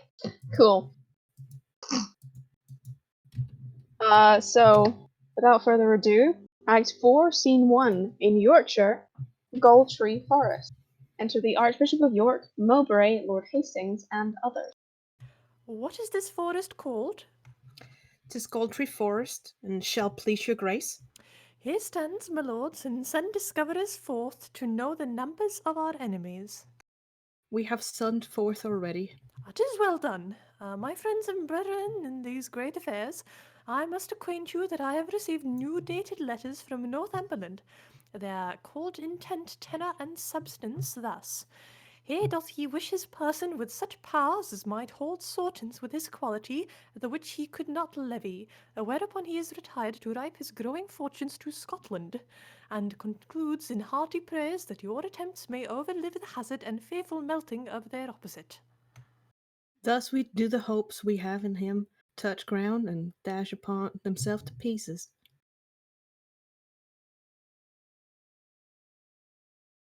Enter a messenger. Now, what news? West of this forest, scarcely off a mile, in goodly form comes on the enemy. And by the ground they hide, I judge their number, upon or near the rate of 30,000. The just proportions that we gave him out? Let us weigh him and face him in the field. What well-appointed leader, Francis, here? I think it is my lord of Westmoreland. Enter Westmoreland.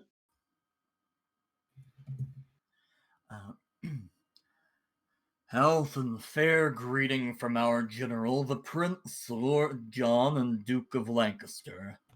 Say on, my lord of Westmoreland, in peace. What doth concern your coming? Then, my lord, unto your grace do I in chief address the substance of my speech, if that rebellion came like itself, in base and abject rotes, let on by bloody youth, guarded with rags and countenanced by boys and beggary.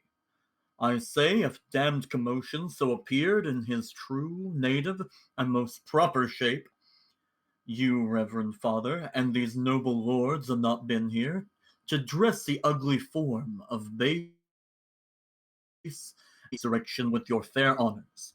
You, Lord Archbishop, whose see is by civil peace maintained, whose beard the silver hand of peace hath touched, whose learning and good letters peace hath tutored, whose white investments figure innocence, the dove, and very blessed spirit of peace.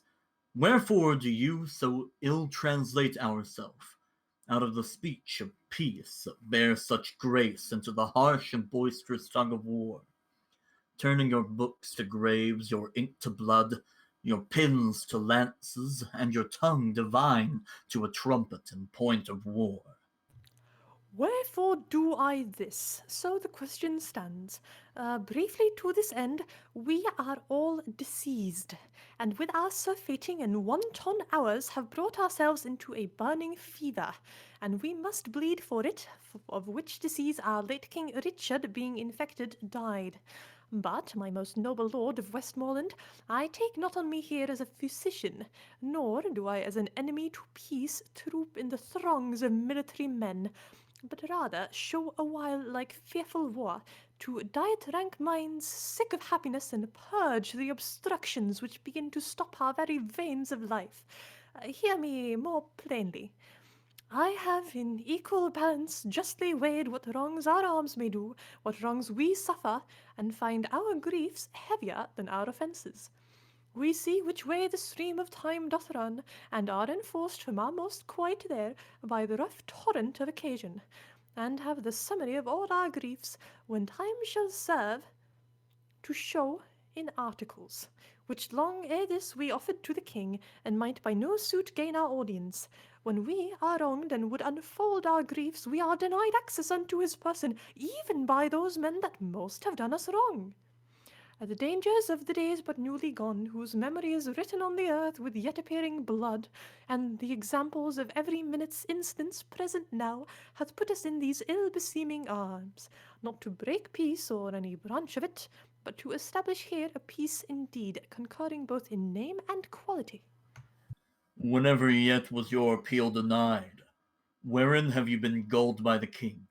What peer hath been stubborn to grate on you, that you should seal this lawless bloody book of forged rebellion with a seal divine and consecrate commotion's bitter edge? My brother general, the Commonwealth, to brother born and household cruelty, I make my quarrel in particular. There is no need of any such redress, or if there were, it not belongs to you. Why not tell him in part and to us all that feel the bruises of the day before and suffer the conditions of these times to lay a heavy and unequal hand upon our honours? Oh, my good Lord Mowbray, construe the times to their necessities, and you shall say indeed it is the time, and not the king that doth you injuries. Yet for your part it appears to me either from the king or in the present time that you should have an inch of any ground to build grief on. Were you not restored to all the Duke of Norfolk's signories, your noble and right well-remembered fathers? What thing in honour had my father lost that need to be revived and breathed in me? The king that loved him as the state stood then was forced perforce compelled to banish him, and then that Henry Bolingbroke and he being mounted and being roused in their seats, their neighing coursers staring at the spurs, their armed staves in charge, their beavers down, their eyes of fire sparkling through sides of steel, and the loud trumpet blowing them together. And then, when there was nothing what could have stayed my father from the breast of Bolingbroke, when the king did throw his water down, his own life hung upon the staff he threw, then threw he down himself and all these their lives, that by indictment and by dint of sword had since miscarried under Bolingbroke. You speak, Lord Mowbray, now you know not what. The Earl of Hereford was reputed then in England the most valiant gentleman. Who knows on whom fortune would have then smiled? But if you're there, he ne'er had borne it out of Coventry. For all the country in a general voice cried hate upon him, and all their prayers and love were set on Hereford, whom they doted on and blessed and graced indeed more than the king. But this is mere digression from my purpose. Here come I from our princely general to know your griefs, to tell you from his grace that he will give you audience, and wherein it shall appear that your demands are just. You shall enjoy them, everything set off that might so much as think you enemies. But he hath forced us to compel this offer, and it proceeds from policy, not love. Mowbray, you overween to take it so. This offer comes from mercy, not from fear. For lo, within a ken our army lies, upon mine honour all too confident to give admittance to a thought of fear. Our battle is more full of names than yours, our men more perfect in the use of arms, our armour all the strong, our cause the best. Then reason will our heart should be as good, say you not, then our offer is compelled. Well, by my will, we shall admit no parley. That argues but the shame of your offence. A rotten case abides no handling. Hath the Prince John a full commission, in very ample virtue of his father, to hear and absolute to determine of what conditions we shall stand upon? That is intended in the general's name. I muse you make so slight a question. Then take, my lord of Westmoreland, this schedule, For this contains our general grievances, each several article herein redressed. All members of our cause, both here and hence, that are insinued to this action, acquitted by a true substantial form, and present execution of our wills, to us and to our purposes confined, we come within our awful banks again, and knit our powers to the arm of peace. This will I show the general. Please you, lords, in sight of both our battles we may meet, and either end in peace, which God so frame, or to the place of difference call the swords which must decide it. My lord, we will do so. Exit Westmoreland. There is a thing within my bosom tells me there is no conditions of our peace can stand. Fear not that. Fear you not. You can make our peace upon such large terms and so absolute as our conditions shall consist upon. Our peace shall stand as firm as rocky mountains. Yeah, but our valuations shall be such that every slight and false derived cause, every idle nice and wanton reason, shall to the king taste of his actions that we're a royal face martyr in love. We shall be winnowed with such rough a wind that even our corn shall seem as light as chaff, and good from bad find no partition.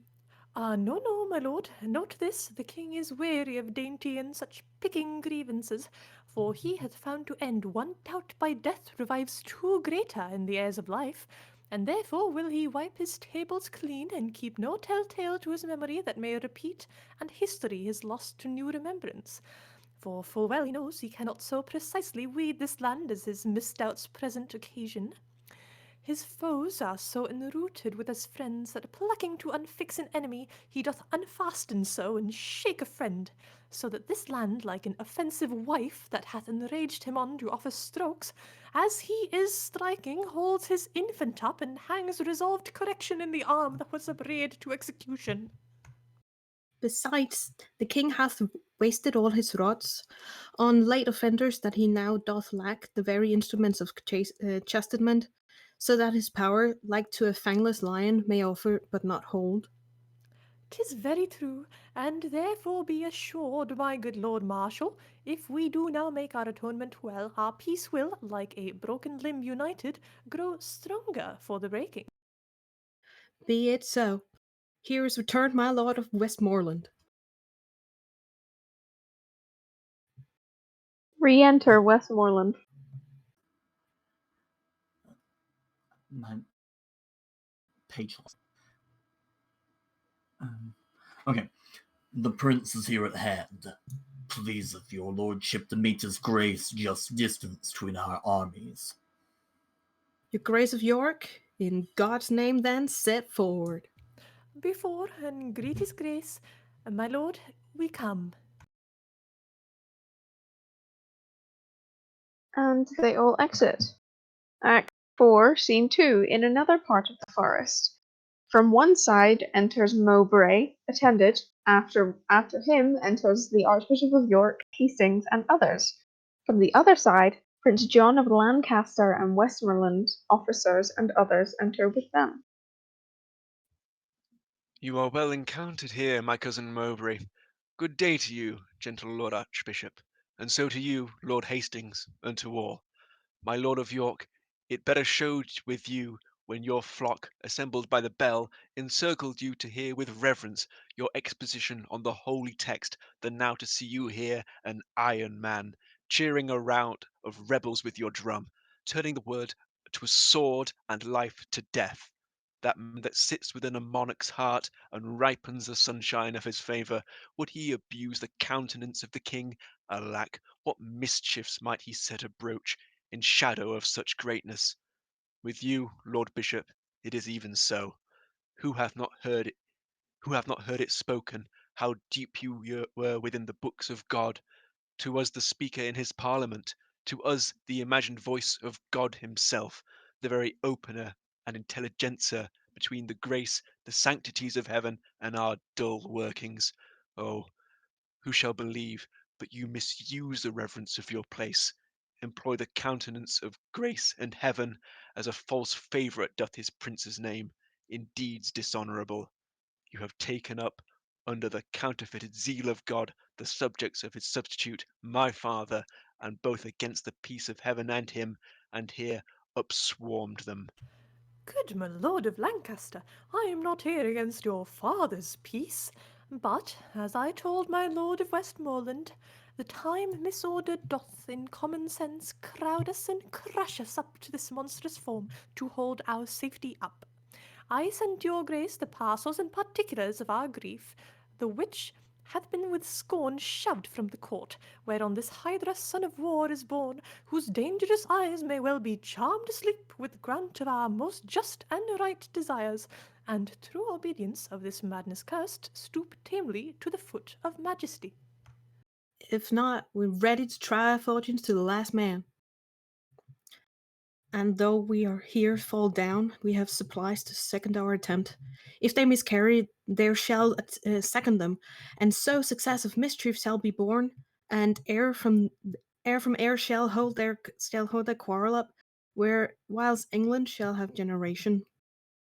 You are shallow, Hastings, much too shallow, to sound the bottom of the after times. Please of your grace to answer them directly. How far forth you do like your articles? I like them all, and do allow them well, and swear here, by the honour of my blood, my father's purposes have been mistook, and some about him have too lavishly rested his meaning and authority. My lord, these griefs shall be with speed redressed. Upon my soul they shall. If this may please you, discharge your powers unto several counties, as we will ours, and here between the armies, let's drink together, friendly, and embrace, that all their eyes may bear those tokens home of our restored love and amity. I take your princely word for these redresses. I give it to you, will maintain my word, and thereupon I drink unto your grace. Go, captain, and deliver to your army this news of peace. Let them have pay and part. I know it will well please them. Hie thee, captain. Exit officer. To you, my noble lord of Westmoreland. I pledge your grace, and if you knew what pains I have bestowed to breed this present peace, you would drink freely. But my love to thee shall show itself more openly hereafter. I do not doubt you. I'm glad of it. Health to my lord and gentle cousin Mowbray. You wish me health and very happy season, for I am on the sudden something ill. Against ill chances men are ever merry, but heaviness foreruns the good event. Therefore be merry, cuz, since sudden sorrow serves to say thus, some good thing comes tomorrow. Believe me, I am passing light in spirit. So much the worse if your own rule be true. There are shouts within. The word of peace is rendered. Hark, how they shout. This had been cheerfully after victory. A peace is of the nature of a conquest, for then both parties nobly are subdued, and neither party loser. Go, my lord, and let our army be discharged too. And good, my lord, so please you, let our trains march by us, that we may pursue the men we should have hoped withal. Go, good Lord Hastings, and ere they be dismissed, let them march by. Exit Hastings. I trust, lords, that we shall lie tonight together. Re-enter Westmoreland. Now, cousin, wherefore stands our army still? The leaders, having charge from you to stand, will not go off until they hear you speak. They know their duties. Re-enter Hastings. My lord, our army is dispersed already. Like youthful steers unyoked, they take their courses east, west, north, south, and like a school broke up, each hurries towards his home and sporting place. Good tidings, my lord Hastings, for the which I do arrest the traitor for high treason. And you, Lord Archbishop, and you, Lord Mowbray, of capital treason, I attach you both. Is this proceeding just and honourable? Is your assembly so? Will you thus break your faith? I pawned thee none. I promised you redress of the same grievances whereof did complain, which, by mine honour, I will perform with a most Christian care. But for you, rebels, look to the taste the Jew. Meet for rebellion, and such acts as yours, most shallowly did you these arms commence, fondly brought here, and foolishly sent hence. Strike up your drums, pursue the scattered stray. God, and not we, hath safely fought today. Some guard these traitors to the block of death, treason's true bed, and yield her up of breath. They all exit. Act 4, Scene 3. In another part of the forest. Alarum, excursions. Enter Falstaff and Colville meeting. What's your name, sir? Of what condition are you, and of what place, I pray? I'm a knight, sir, and my name is Colville of the Dale. Well, then, Colville is your name, a knight is your degree, and your place is the Dale. Colville shall be still your name, a traitor your degree, and the dungeon your place. A place steep enough, so shall you be still Colville of the Dale. Are you not Sir John Falstaff? As good a man as he, sir, whoe'er I am. Do you yield, sir, or shall I sweat for you? If I do sweat, they are the drops of thy lovers, and they weep for thy death. Therefore rouse up fear and trembling, and do observance to my mercy. I think you are Sir John Falstaff, and in that thought yield me. I have a whole school of tongues in this belly of mine, and not a tongue of them all speaks in any other word but my name. And I had but a belly of any difference. I was simply the most active fellow in Europe. My womb undoes me. Here comes our general. Enter Prince John of Lancaster, Westmoreland. Blunt, who's alive again, I guess. Blunt is alive? What the hell? He came back. Blunt is back. It's a He's miracle. back. He came back for us. Oh, thank you, Blunt. It's a And Christmas others. miracle. Christmas miracle. The heat is past. Follow no further now. Call on the powers, good cousin Westmoreland. Exit Westmoreland. Now, Falstaff, where have you been all this while? When everything is ended, then you come. These tardy tricks of yours will, on my life, one time or other break some gallows. I would be sorry, my lord, but it shall be just. I never knew yet but rebuke and check was the reward of valour. Do you think me a swallow, an arrow, or a bullet? Have I in my poor and old motion the expedition of thought? I have speeded hither with the very extremest inch of possibility. I have found it 90 and odd posts, and here, travel-taint as I am, have in my pure and immaculate valet taken Sir John Colville of the Dale, a most furious knight and valorous enemy. But what of that? He saw me and yielded, that I may justly say, with the hook-nosed fellow of Rome, I came, saw, and overcame. It was more of his courtesy than your deserving. I know not. Here he is, and here I yield him, and I beseech your grace, let it be booked with the rest of this day's deeds, or by the Lord, I will have it in particular ballad else, with mine own picture on top of it. Colville, kissing my foot. To the which course, if I be enforced, if you do not all show like gilt tuppences to me, and I in this clear sky of fame o'ershine you as much as the full moon doth the cinders of the element, which show like pins' heads to her. I believe not word of the noble, therefore let me have right, and let desert mount. Thine's too heavy to mount. Let it shine then. Thine's too thick to shine. Let it do something, my good lord, that may do me good, and call it what you will. Is thy name Colville? It is, my lord. A famous rebel art thou, Colville? And a famous true subject took him. I am, my lord. But as my betters are that let me hither, had they been ruled by me, you should have won them dearer than you have. I know not how they sold themselves, but thou, like a kind fellow, gavest thyself away gratis, and I thank thee for thee.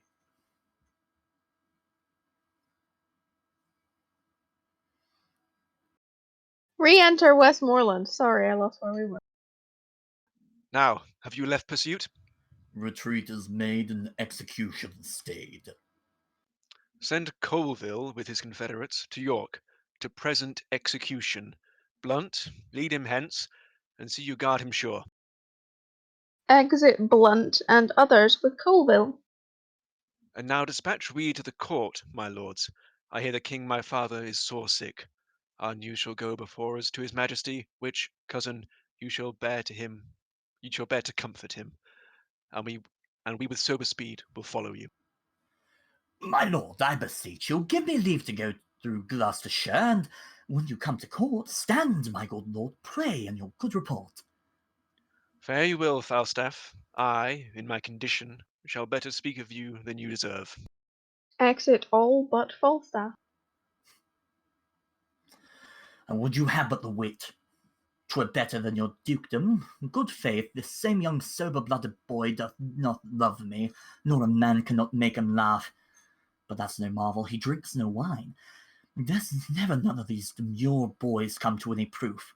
For thin drink doth so overcool their blood, and making many fish meals that they fall into a kind of male green sickness, and then when they marry, they get wenches.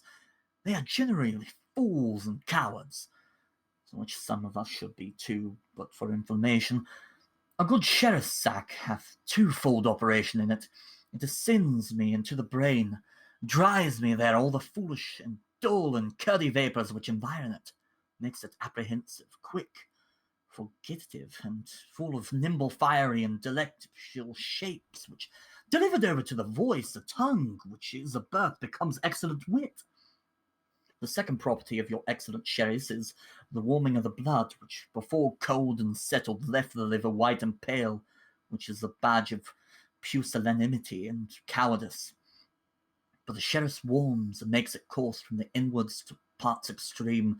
It illumineth the face, which as a beacon gives warning to all the rest of this little kingdom.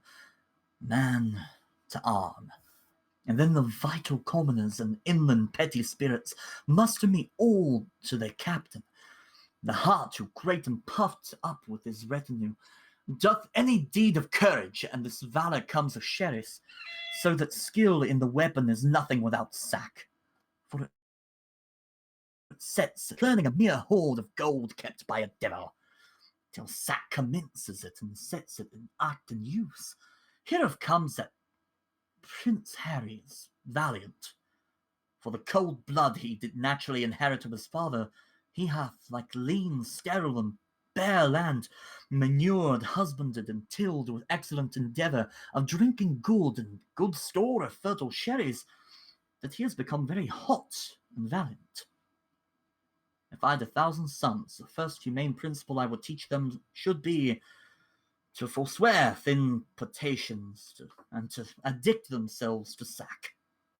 Enter Bardolph. How now, Bardolph? The army is discharged all in God.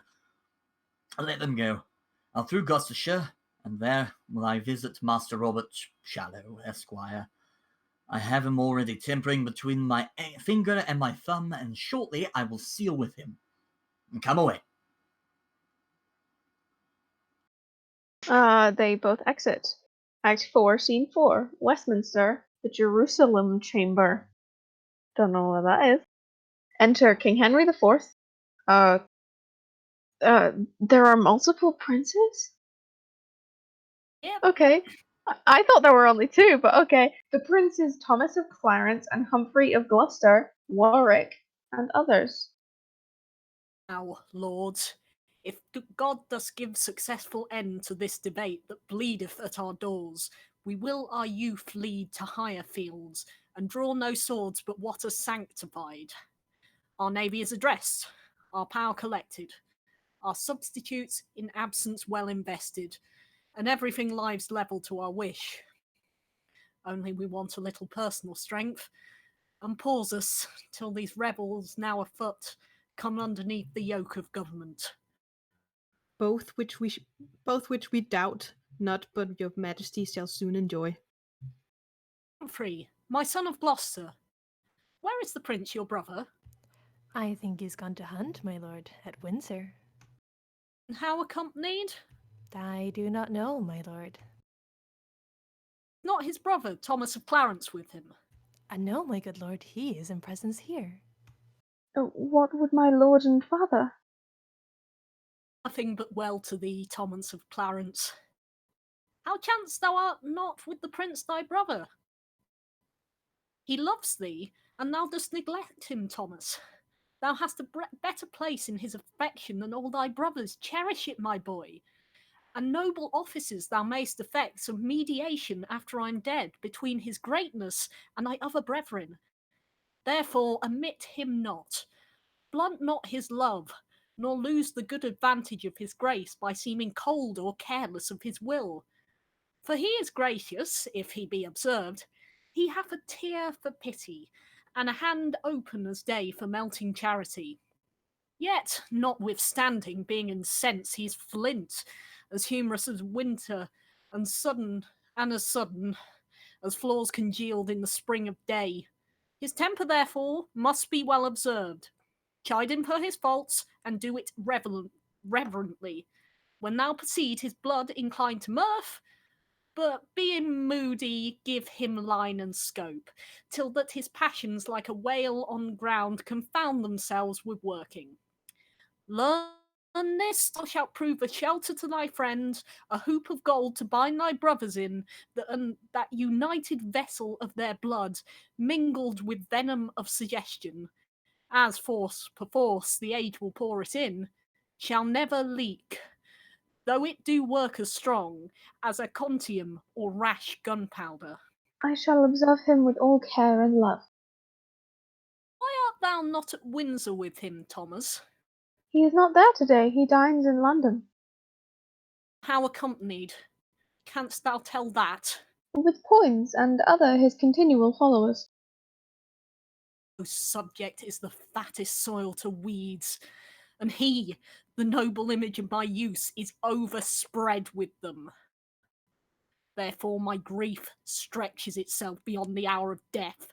The blood weeps from my heart when I do shape in forms imaginary the unguided days and rotten times that you shall look upon when I am sleeping with my ancestors. For when his headstrong riot have no curb, when rage and hot blood are his counsellors, when means and lavish manners meet together, oh, with what wings shall his affections fly towards fronting peril and opposed decay? My precious lord, you look beyond him quite. The prince but studies his companions, like a strange tongue wherein to gain the language. 'Tis needful that the most immodest word be looked upon and learnt. While once attained, your highness comes to no further use to be known and hated. So, like gross terms, the prince will, in the perfectness of time, cast off his followers, and their memory shall, as a pattern of or a measured life, by which his grace must meet the lives of others, turning past evils to advantages. Seldom when the bee doth leave her comb in the dead carrion. Enter Westmoreland. Who's here? Westmoreland? Health to my sovereign, and new happiness added to that I am to deliver. Prince John, your son, doth kiss your grace's hand. Mowbray, the bishop's group, Hastings, and all are brought to the correction of your law. There is not now a rebel sword unsheathed, but peace puts forth her olive everywhere. The manner how this action hath been borne, here at more leisure may your highness read, with every course in his particular. O Westmoreland, thou art a summer bird, which ever in the haunch of winter sings the lifting up of day. Enter Harcourt. Look, here's more news. From enemies heaven keep your majesty, and when they stand against you, may they fall as those that I am come to tell you of. The Earl Northumberland and the Lord Bardolph, with a great power of English and of Scots, by the Sheriff of Yorkshire overthrown, the manner and true order of the fight. This packet, please it you, contains at large. Wherefore should these good news make me sick? Will fortune never come with both hands full, but write her fair words in still in foulest letters? She either gives a stomach and no food, such are the poor in health, or else a feast and takes away the stomach, such are the rich that have abundance and enjoy it not. I should rejoice now at this happy news, and now my sight fails and my brain is giddy. Oh me, come near me now, I'm much ill. Comfort, your majesty. Oh, my royal father! My sovereign lord, cheer up yourself. Look up.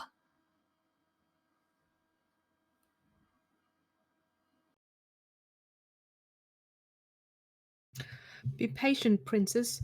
Do you know these fits are with his highness very ordinary? Stand with him, give him air, he'll be straight well. Oh no, he cannot long hold out these pangs. The incessant care and labour of his mind have wrought the mure that should confine in it, so thin that life looks through and will break out. The people fear me, for they do observe unfeathered airs and loathly births of nature. The seasons change their manners as the year has found some months asleep and leaped them over. River hath thrice flowed, no ebb between, and the old folk, time's doting chronicles, say it did so a little time before that our great grandsire Edward sicked and died. Speak lower, princess, for the king recovers. Ah, this apoplexy will certain be his end. I pray you, take me up and bear me hence into some other chamber, softly, pray. I guess they exit. Scene 5. In another chamber, King Henry IV is lying on a bed. Clarence, Gloucester, Warwick, and others are in attendance. Let there be no noise made, my gentle friends, unless some dull and favourable hand will whisper music to my weary spirit.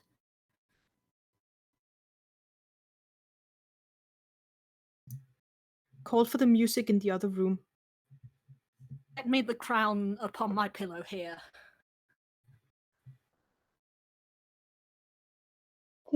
His eye is hollow, and he changes much. Less noise, less noise. Enter Prince Henry. Who saw the Duke of Clarence? I am here, brother, full of heaviness. How now? Reign within doors and then abroad. How doth the king? Exceeding ill. Heard he the good news yet? Tell it him. He altered much upon the hearing it. If he be sick with joy, he'll recover without physic. Not so much noise, my lord. Sweet prince, speak low. The king your father is disposed to sleep. Let us withdraw into the other room. Will it please your grace to go along with us? No, I will sit here, and watch here by the king. Exit all but Prince Henry. Why doth the crown lie there upon his pillow, being so troublesome a bedfellow? O polished perturbation, golden care that keeps the ports of slumber open wide to many a watchful night. Sleep with it now, yet not so sound and half so deeply sweet as he whose brow with homely big and bound snores out the watch of night. O majesty, when thou dost pinch thy bearer, thou dost sit like a rich armourer worn in heat of day, scold with safety. By his gates of breath there lies a downy feather which stirs not. Jesus' spire, that light and weightless down, perforce must move. My gracious lord, my father! Sleep is sound indeed. This is a sleep that from his golden wriggle hath divorced so many English kings. Thy due from me is tears and heavy sorrows of the blood, which nature, love, and filial tenderness shall, oh dear father, pay thee plenteously. My due from thee is this imperial crown, which, as immediate as thy place and blood, derive itself to me. Lo, here it sits, which God shall guard and put the whole earth's strength into one giant arm. It shall not force his lineal honor from me. This from thee will I to mine leave, as left to me. And he exits. Warwick, Gloucester, Clarence. Re-enter Warwick, Gloucester, Clarence, and other people. Doth the king call? What would thy majesty? How fares your grace? Why did you leave me here alone, my lords? We left the prince my brother here, my liege, who undertook to sit and watch by you. The Prince of Wales, where is he? Let me see him. He is not here. This door is open. He is gone this way. He came not through the chamber where we stayed. There is the crown. Who took it from my pillow? When we withdrew, my liege, we left it here. Prince have ta'en it hence. Go, seek him out. Is he so hasty that he doth suppose my sleep my death? Find him, my lord Warwick, chide him hither. And exit Warwick. Part of his conjoins with my disease and helps to end me. See, sons, what things you are! How quickly nature falls into revolt when gold becomes her object. For this the foolish, over-careful fathers have broke their sleep with thoughts, their brains with care, their bones with industry. For this they have engrossed and piled up the cankered heaps of strange achieved gold. For this they have been thoughtful to invest their sons with arts and material exercises, when, like the bee culling from every flower, the virtuous sweets, our thighs packed with wax, our mouths with honey, we bring it to the hive, and like the bees, are murdered for our pains. This bitter taste yield his engrossments to the ending father. Re-enter Warwick. Now where is he that will not stay so long till his friend's sickness hath determined me? My lord, I found the prince in the next room, washing with kindly tears his gentle cheeks, with such a deep demeanor in great sorrow, that tyranny, which never quaffed but blood, would by beholding him have washed his knife with gentle eye drops. He is coming hither. Wherefore did he take away the crown? Re-enter Prince Henry. Oh, where he comes. Come hither to me, Harry. Depart the chamber, leave us here alone. Exit Warwick with the rest. I never thought to hear you speak again. Which was father, Harry, to that thought. I stay too long by thee, I weary thee. Dost thou so hunger for mine empty chair, that thou wilt needs invest thee with my honours before thy hour be ripe? O foolish youth! Thou seek'st the greatness that will o'erwhelm thee. Stay but a little, for my crown of dignity is held from falling with so weak a wind that it will quickly drop. My day is dim. Thou hast stolen that which after some few hours will thine without offence, and at my death thou hast sealed my expectation. Thy life did manifest thou lovest me not, and thou wilt have me die assured of it. Thou hides 1,000 daggers in thy thoughts, which thou hast whetted on thy stony heart, to stab at half an hour of my life. What, canst thou not forbear me half an hour? Then get thee gone, and dig my grave thyself, and bid thee merry bells ring to thine ear, that thou art crowned, not that I am dead. Let all the tears that should bedew my hearse be drops of balm to sanctify thy head. Only confound me with forgotten dust, give that which gave thee life unto the worms. Pluck down my officers, break my decrees. For now a time is come to mock at fawn. Harry the Fifth is crowned. Up vanity, down royal state. All you sage counsellors hence! And to the English court assemble now from every region apes of idleness. Now, neighbour confines, purge you of your scum. Have you a ruffian that will swear, drink or dance, revel the night, rob, murder, and commit the oldest sin, the newest kind of ways? Be happy, he will trouble you no more. England shall double gild his treble guilt. England shall give him office, honour, might. For the 5th Harry from curd license plucks the muzzle of restraint, and the wild dog shall flesh his tooth on every innocent. Oh, my poor kingdom sick with civil blows! When that my care could not withhold thy riots, what wilt thou do when riot is thy care? Oh, thou wilt be a wilderness again, peopled with wolves, thy old inhabitants. Oh, pardon me, my liege. For my tears, the moist impediments unto my speech, I had forestalled this dear and deep rebuke ere you with grief had spoke, and I had heard the course of it so far. There is your crown, and he that wear the crown immortally, long guard it yours. If I affect it more than as your honour and as your renown, let me no more from this obedience rise, which my most inward, true, and duteous spirit teacheth, is prostrate and exterior bending. God witness with me, when here I came in, and found no course of breath within your majesty, how cold it struck my heart. I do fain, oh let me in my present wildness die, and never live to show the incredulous world the noble change that I have purposed. Coming to look on you, thinking you dead, and dead almost, my liege, to think you were, I spake unto this crown as having sense, and thus upbraided it. The care on thee depending hath fed upon the body of my father. Therefore, thou best of gold art worst of gold. Other less fine in carat is more precious, preserving life in medicine potable. But thou most fine, most honoured, most renowned, hast eat thy bearer up.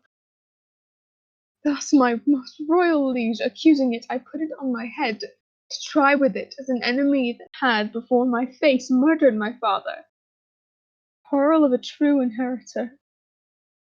But if it did infect my blood with joy, or swell my thoughts to any strain of pride, if any rebel or vain spirit of mine did with the least affection of a welcome give entertainment to the might of it, let God forever keep it from my head, and make me as the poorest vassal is, that doth with awe and terror kneel to it. Oh, my son, God put it in thy mind to take it hence, that thou mightst win the more thy father's love, pleading so wisely an excuse of it. Come hither, Harry. Sit thou by my bed, and hear, I think, the very last counsel that I shall ever breathe. God knows, my son, by what bypaths and indirect crooked ways I met this crown, and I myself know well how troublesome it sat upon my head.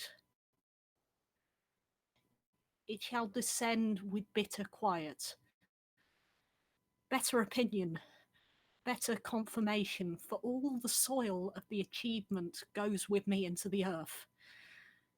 It seemed in me but as an honour snatched with boisterous hand, and I had many living to upbraid my gain of it by their assistances, which daily grew to quarrel and to bloodshed, wounding supposed peace. All those bold fears thou seest with peril, I have answers. For all my reign hath been but as a scene acting that argument, and now my death changes the mode.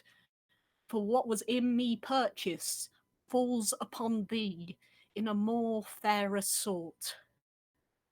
So thou the garland wears successively.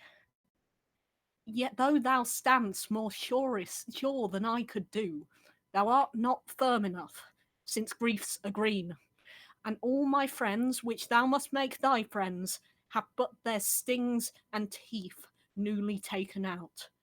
By whose fell workings I was first advanced, and by whose power I might lodge a fear to be again displaced, which to avoid, I cut them off, and had a purpose now to lead out many to the Holy Land, lest rest and lying still might make them look too near unto my state.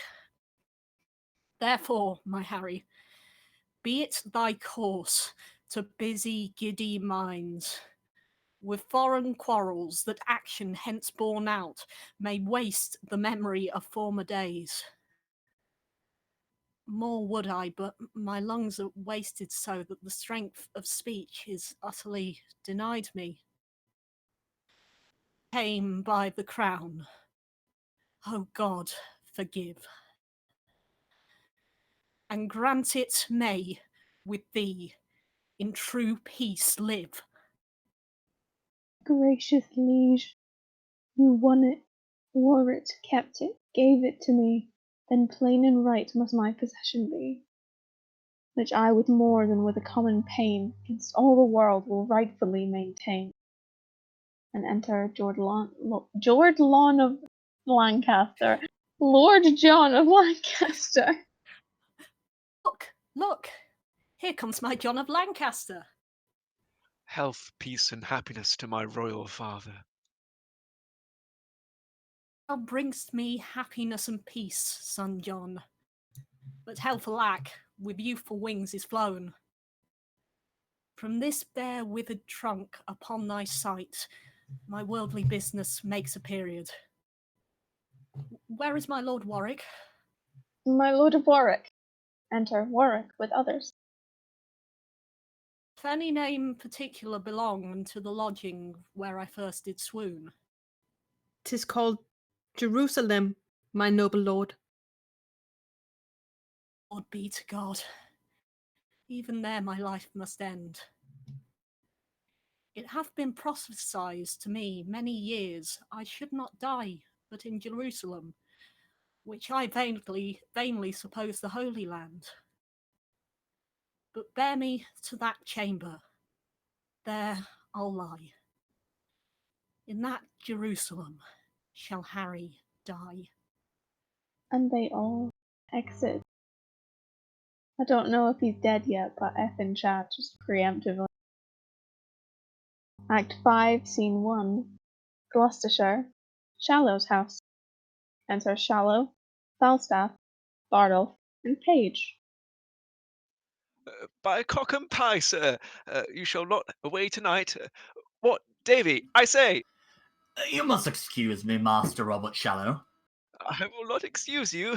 You shall not be excused. Excuses shall not be admitted. There is no excuse. An excuse shall serve. You shall not be excused. Why, Davy! Enter Davy. Here, sir. Davy, let me see, Davy, let me see, Davy, let me see. Yea, marry, William Cook, bid him come hither. Sir John, you shall not be excused. Marry, sir, thus, those precepts cannot be served. And again, sir, shall we sow the headland with wheat? With red wheat, Davy. But for William Cook, are there no young pigeons? Yes, sir. Here is now the smith's note for shoeing and plough irons. Let it be cast and paid. Sir John, you shall not be excused. Now, sir, a new link to the bucket must need be had. And, sir, do you mean to stop any of William's wages about the sack he lost the other day at the Hinckley Fair? I shall answer it. Hens, a joint of mutton, and any pretty tiny little kickshaws. Tell William Cook. Doth the man of war stay all night, sir? Hey, Davy, I will use him well. A friend in the court is better than a penny in purse. Use his men well, Davy, for they are arrant knaves, and will backbite. Well, no worse than they are backbitten, sir, for they have marvellous foul linen. Well conceited, Davy. About thy business, Davy. I beseech you, sir, to countenance William Vizar of Woncott against Clement Perks of the Hill. Oh, there is many complaints, Davy, against that Vizor. That Vizor is an arrant knave, on my knowledge.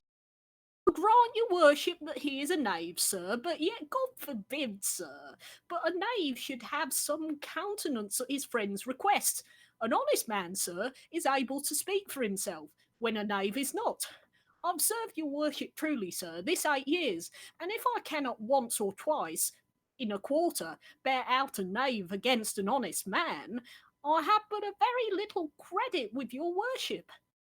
The knave is mine honest friend, sir. Therefore, I beseech your worship, let him be countenanced. Go to. I say he shall have no wrong. Look about, Davy. Exit Davy. I'm really sorry for missing all of these cues. Exit Davy. Where are you, Sir John? Come. Off with your boots. Let me give you a hand. Master Bardolph, Oh, I'm glad to see your worship. I thank thee with all my heart, kind Master Bardolph, and welcome, my tall fellow. Come, Sir John. I follow you, good Master Robert Shallow. Exit Shallow. Bardolph, look to our horses. Exit Bardolph and Page. Oh, if I was sold into quantities, I should make 4 dozen of such bearded hermit staves as Master Shallow. It is a wonderful thing to see the simple coherence of his men's spirits and his. They, by observing of him, do bear themselves like foolish justices. He, by conversing with them, is turned into a justice like serving men. The spirits are so married in conjunction with the participation of society that they flock together in consent like so many wild geese. If I had a suit to Master Shallow, I would humour his men with the imputation of being near their master. If to his men I should curry with Master Shallow, then no man could be better command his servants. It is certain that either wise bearing or ignorant carriage is caught, as men take diseases one of another. Therefore let men take heed of their company. I would advise matter enough out of this Shallow to keep Prince Harry in continual laughter, the wearing out of 6 fashions, which is 4 terms, 2 actions, and all shall laugh without intervallance. Oh, it is much that a lie with a slight oath and a jest with a sad brow will do with a fellow that never had the ache in his shoulders. Oh, you shall see him laugh till his face be like a wet cloak he'll laid up. Sir John. I come, Master Shallow, I come, Master Shallow. And he exits. Act 5, Scene 2, Westminster, the Palace. Enter Warwick and the Lord Chief Justice. Again, good luck. How now, my Lord Chief Justice? Whither away? Hold off the king. Exceeding well, his cares are now all ended. I hope not dead. He's walked the way of nature, and to our purposes he lives no more. I would his majesty had called me with him. The service that I truly did his life has left me open to all injuries. Indeed, I think the young king loves you not. I know he doth not, and do harm myself to welcome the condition of the time, which cannot look more hideously upon me than I have drawn it in my fantasy. Enter Lancaster, Clarence, Gloucester, Westmoreland, and others. Here comes the heavy issue of dead Harry. Oh, that the living Harry had the temper of him the worst of these 3 gentlemen. How many nobles then should hold their places, that must strike sail to spirits of vile sort? Oh God, I fear all will be overturned. Good morrow, cousin Warwick. Good morrow. Good morrow, Good cousin. morrow, cousin. We meet like men that had forgot to speak. We do remember, but our argument is all too heavy to admit much talk. Well, peace be with him that hath made us heavy. Peace be with us, lest we be heavier. Oh, good my lord, you have lost a friend indeed. And I dare swear you borrow not that face of seeming sorrow, it is sure your own. Though no man be assured what grace to find, you stand in coldest expectation. I am the sorrier, would 'twere otherwise. Well, you must now speak, Sir John's Falstaff fair, which swims against your stream of quality. Sweet princess, what I did in honor, led by the impartial conduct of my soul, and never shall you see that I will beg a ragged and forestalled remission.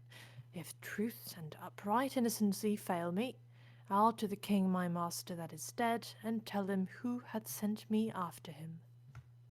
Here comes the prince. Hang on, I just lost my place.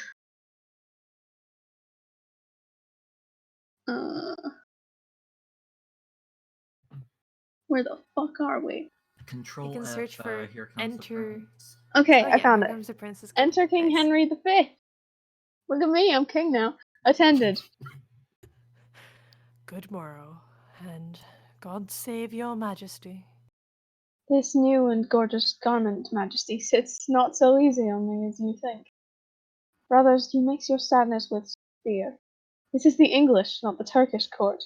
Not Amurath and Amurath succeeds, but Harry. But be sad, good brothers, for, by my faith, it very well becomes you. Sorrow so royally in you appears that I will deeply put the fashion on and wear it in. Why then, be sad. But entertain no more of it, good brothers, than a joint burden laid upon us all. For me, by heaven, I bid you be assured, I'll be your father and your brother too. Let me but bear your love, I'll bear your cares. Yet weep that Harry's dead, and so will I. But Harry live, and shall convert those tears by number into hours of. We hope no other from your majesty. That's all of the princes. Yeah, me too. Hell yeah! You all look strangely on, and you are, I think, assured I love you not. I am assured, if I be measured rightly, your majesty hath no just cause to hate me. No! How might a great prince of my great hopes forget so great indignities you laid upon me? What? Rage, rebuke, and roughly sent to prison the immediate heir of England? Was this easy? May this be washed in leaf and forgotten? I then did use the person of your father, the image of his power lay then in me, and in the administration of his law, whiles I was busy for the Commonwealth, your highness pleased to forget my place, the majesty and power of law and justice, the image of the king whom I presented, and struck me in my very seat of judgment. Whereon, as an offender to your father, I gave bold way to my authority, and did commit you. If the deed were ill, be you contented, wearing now the garland, to have a son set your decrees at naught, to pluck down justice from your awful bench, to trip the course of law, and blunt the sword that guards the peace and safety of your person. Nay, more, to spurn at your most royal image, and mock your workings in a second body. Question your royal thoughts, make the case yours. Be now the father, and propose a son. Hear your own dignity so much profaned. See your most dreadful laws so loosely slighted. Behold yourself so by a son disdained. And then imagine me taking your part, and in your power soft silencing your son. After this cold considerance, sentence me, and as you are a king, speak in your state. What I have done that misbecame my place, my person, or my liege's sovereignty. You are right, Justice, and you weigh this well. Therefore still bear the balance and the sword, and I do wish your honours may increase, till you do live to see a son of mine defend you and obey you as I did. So shall I live to speak my father's word. Happy am I that have a man so bold, that dares do justice on my proper son, and not less happy having such a son that would deliver up his greatness so into the hands. You did commit me, for which I do commit into your hand the unstained sword that you have used to bear. With this remembrance, that you use the same with the like bold, just, and impartial spirit as you have done against me. There is my hand. You shall be as a father to my youth. My voice shall sound as you do prompt mine ear, and I will stoop and humble my intents to your well-practised wise direction. And Prince is all, believe me, I beseech you. My father has gone wild into his grave. For in his tomb lie my affections, and with his spirit sadly I survive to mock the expectation of the world, to frustrate prophecies and to raise out rotten opinion, who hath writ me down after my seeming. The tide of blood in me hath proudly flowed in vanity till now. Now doth it turn and ebb back to the sea, which shall mingle with the state of floods, and flow henceforth in formal majesty. Now call we our High Court of Parliament, and let us choose such limbs of noble council, that the great body of our state may go, in equal rank with the best governed nation, that war or peace, or both at once, may be as things acquainted and familiar to us, in which you, father, shall have foremost hand. Our coronation done, we will excite, and for, as I before remembered, all our state, and God consigning to my good intent, no prince nor peer shall have just cause to say, God shorten Harry's happy life one day. And they all exit. Act 5, Scene 3, Gloucestershire, Shallows Orchard. Enter Falstaff, Shallow, Silent, Davy, Bardolph, and the page. Nay, you shall see my orchard, where, in an arbour, we will eat a last year's pippin of my own graffin, with a dish of carraways, and so forth. Come, cousin Silence, and then to bed. For God, you have here a goodly dwelling and a rich. Baron, baron, baron, beggars all, beggars all. Sir John, marry, good hair. Spread, Davy, spread, Davy. Well said, Davy. This Davy serves you for good uses. He is your serving man and your husband. A good varlet, a very good varlet. Sir John, by the mass, I have drunk too much sack at supper. A good varlet. Now sit down, sit down. Come, cousin. Ah, Sarah, coffee, we shall do nothing but eat and make good cheer, and praise the God for the merry year, when the flesh is cheap and females dear, and lusty lads roam here and there merrily, and ever among so merrily.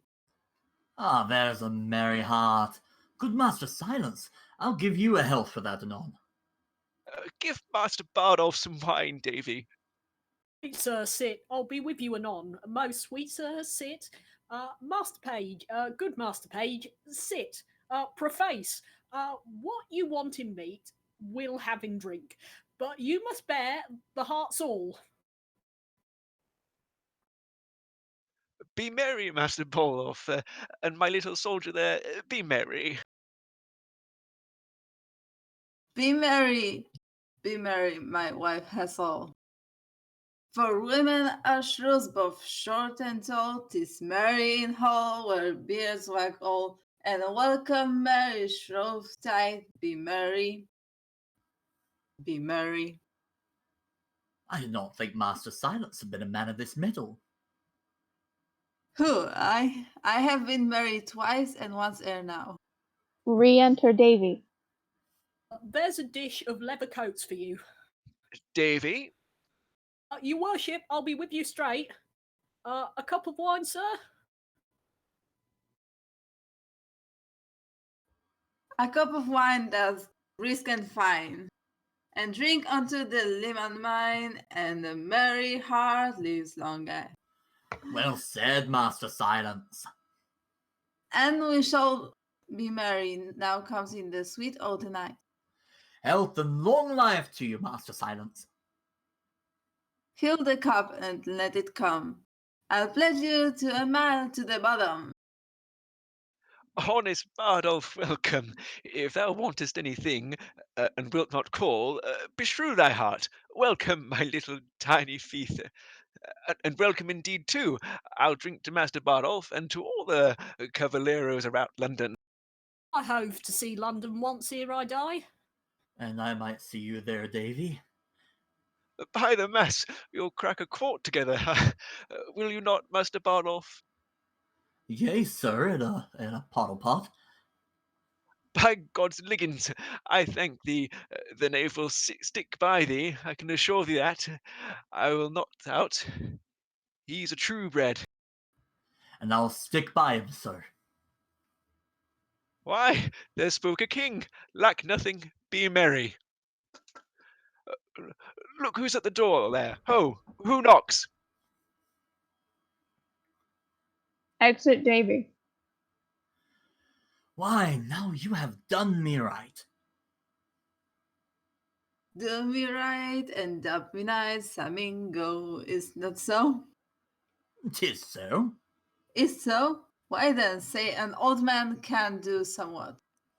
Re-enter Davy. Please, your worship, there's one pistol come from the court with news. From the court? Well, let him come in. Enter Pistol. How now, Sir Pistol? John. Oh, Oh, how now, Pistol? Sir John, God save you. What blind... what blind? What wind blew you hither, Pistol? Not the ill wind which blows no man to good. Sweet, nice, thou art now one of the greatest men in this realm. Verily, I think Abby, but the good man puff on parson. Puff in thy thief, most recreant coward base. Sir John, I am thy pistol and thy friend, and helter-skelter have I rode to thee, and tidings do I bring, and lucky joys, and golden times, and happy news of price. I pray thee now deliver them like a man of this world. A foolish for the world and worldlings base, I speak of Africa and golden joys. Oh, base Syrian knight, what is the news? Let King Cophetua know thy truth thereof. And Robin Hood, Scarlet, and John. Shall downhill curse confront the Hillians, and shall good news be baffled? Then pistol lay thy head in furious lap. Honest gentlemen, I know not your breathing. Why then lament therefore? Give me pardon, sir. If, sir, you come with news from the court, I take it there's but two ways, either to utter them or to conceal them. I am, sir, under the king in some authority. Under which king, Bisonian? Speak or die. Under King Harry. Harry the Fourth or Fifth? Harry the Fourth. A fault for thine office. Sir John, thy tender lambkin now is king. Harry the Fifth's the man. I speak the truth. When pistol lies, do this, and fig me like the bragging Spaniard. What, is the old king dead? As nail in the door, the things I speak are just. Away, Bardolph, saddle my horse. Master Robert Shadow, choose what office thou wilt in land, 'tis thine. Pistol, I will double charge thee with dignities. Oh, joyful day! I'm knighthood for my fortune. What? I do bring good news. Carry Master Silence to bed. Master Shallow, my lord Shallow, be what thou wilt. I am fortune's steward. Get on thy boots and we'll ride all night. Oh, sweet Pistol, away, Bardolph! Exit Bardolph. Come, Pistol, utter more to me, and withal devise something to do thyself good. Oh, boot, Master Shallow, I know the young king is sick for me. Let us take any man's horses. The laws of England are my commandment. Blessed are they that have been my friends, and woe to my Lord Chief Justice. That vulture's vile seize on his lung also. Where is the life that late I led, say they? Why, here it is, welcome these pleasant days. They all exit. Act 5, Scene 4, London, a street. Enter Beadles. Okay. Dragging in hostess quickly and dull tear sheet. No, thou errant knave, I would to God that I might die, that I might have thee hanged. Thou hast drawn my shoulder out of joint. The constables have delivered her over to me, and she shall have whipping sure enough. I warrant her there hath been a man or two lately killed about her. Not hook, you lie. Come on, I'll tell thee what. Thou damned tripe-visaged rascal, and the child I now got to with Dumescary, thou wert bitter that thou hadst stuck thy mother, thou paper-faced villain. Oh, the Lord that Sir John were come! He would make this a bloody day to somebody. But I pray God the fruit of her womb miscarry. If it do, you shall have a dozen of cushions again. You have but 11 now.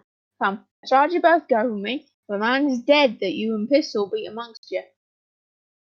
I'll tell you what, you thin man in the censer. I will have you a sternly swing for this. You, blue bottle rock, you filthy famished correctioner. If you be not swinged, I'll forswear half Kirtos. Come, you she-knight errant, come. Oh God, that right should thus overcome might. Well, if sufferance comes ease. Come, you rogue, come, bring me to a justice. Aye, come, you starved bloodhound. Good man Death, good man Bones. Thou at me, thou. Come, you thin thing, come, you rascal. Very well. And they all exit. Act 5, Scene 5, a public place near Westminster Abbey. Enter 2 grooms strewing rushes. More rushes, more rushes. The trumpets have sounded twice. It'll be 2 o'clock ere they come from the coronation. Dispatch, dispatch. They both exit and enter Falstaff, Shallow, Pistol, Bardolph, and the page. Stand here by me, Master Robert Shallow. I will make the king do you grace. I will leer upon him as I comes by, and do but mark the countenance that he will give me. God bless thy lungs, good night. Come here, Pistol, stand behind me. Oh, if I had time to have made new liveries, I would have bestowed the £1,000 I borrowed of you. But 'tis no matter. This poor show doth better. This doth infer the zeal I had to see him. It doth so. It shows my earnestness and affection. It doth so. My devotion. It doth, it doth, it doth. As it were, to ride day and night, and not to deliberate, not to remember, not to have patience to shift me, It is best, certain. but to stand stained with travel, and sweating with desire to see him, thinking of nothing else, putting all affairs else in oblivion, as if there were nothing else but to be done. See him. Tis semper idem for obsque no hoc nihil est. Tis all in every part. 'Tis so, indeed. My knight, I will inflame thy noble liver, and make thee rage. Thy dole, and Helen of thy noble thoughts, is in base durance and contagious prison. Hailed thither by most mechanical and dirty hands, rouse up revenge from even then with fell Electo's snake. For those in. Pistol speaks not but Who's covering for Falstaff? I will deliver her. There are shouts within, and the trumpets sound. there rode the sea, and trumpet clangor sounds. Enter King Henry V and his train, the Lord Chief Justice, among them. God save thy grace, King Hal, my royal Hal. The heavens thee guard and keep, the most royal imp of fame. God save thee, my sweet boy. My Lord Chief Justice, speak to that vain man. Have you your wits? Know you what 'tis to speak? My king, my Jove, I speak to thee, my heart. I know thee not, old man. Fall to thy prayers. How ill white hairs become a fool and jester. I have long dreamed of such a kind of man, so surfeit swelled, so old and so profane, but being awaked I do despise my dream. Make less thy body hence, and more thy grace. Leave gormandizing, know the grave doth gape for thee thrice wider than for other men. Reply not to me with a full-born jest. Presume not that I am the thing that I was, for God doth know, so shall the world perceive that I have turned away my former self. So will I those that kept me company. When thou dost hear I am as I have been, approach me, and thou shalt be as thou wast, the tutor and the feeder of my riots. Till then I banish thee, on pain of death, as I have done the rest of my misleaders, not to come near our person by 10 miles. Competence of life I will allow you, that lack of means enforce you not to evil. And as we hear you do reform yourselves, we will, according to your strengths and qualities, give you advance. Be it your charge, my lord, to see performed the tenor of our work. Set on. King Henry V exits with his train. Master Shallow, I owe you £1,000. Yea, marry, Sir John, which I beseech you to let me have home with me. That can hardly be, Master Shallow. Do not you grieve at this. I shall be sent for in private to him. Look you, he must seem thus to the world. Fear not your advancements. I will be the man yet that shall make you great. I cannot well perceive how, unless you should give me your doublet and stuff me out with straw. I beseech you, good Sir John, let me have 500 of my 1,000. Sir, I will be as good as my word. This that you heard was but a colour.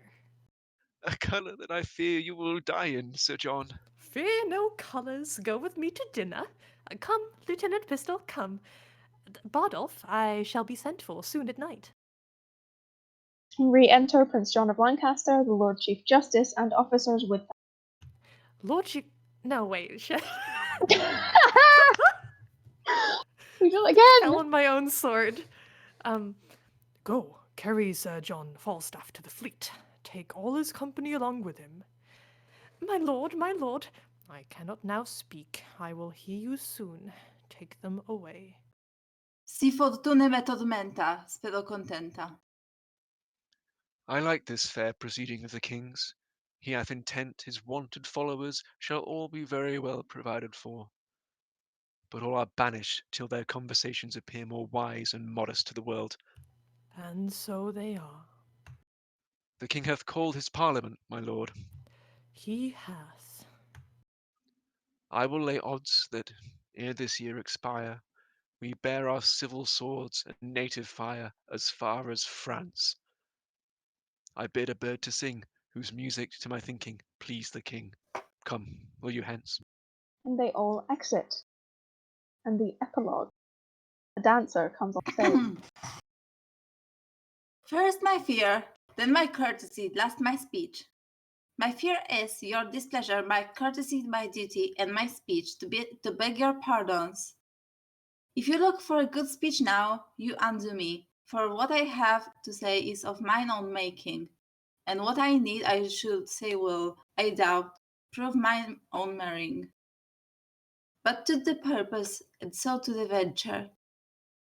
Be it known to you, as it is very well, I was lately here in the end of a displeasing play, to pray your patience for it, and to promise you a better.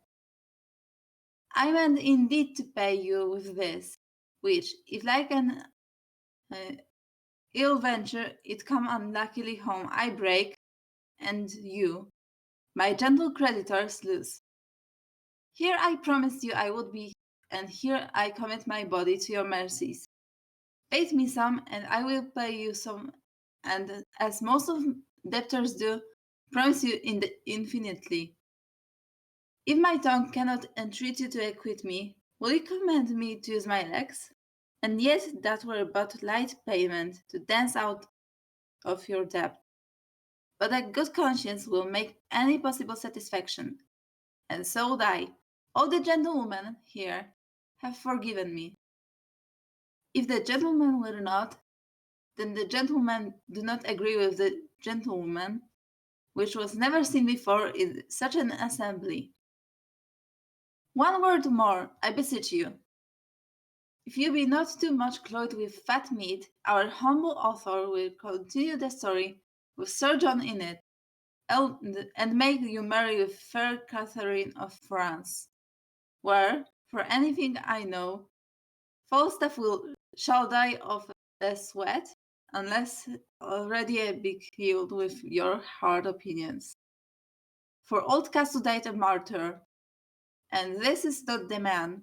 My tongue is weary, when my legs are too, I will bid you good night, and so kneel down before you, but indeed, to pray for the Queen.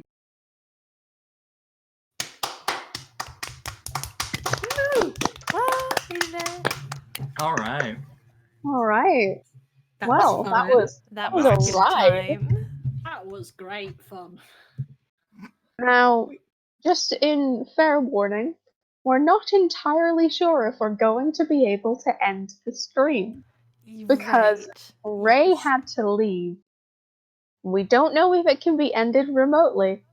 So we're gonna do the outro, and if the stream doesn't end, that's unfortunate. And it'll just keep We'll just going. have to sit here Ooh. until it does. We'll just So- have to chat.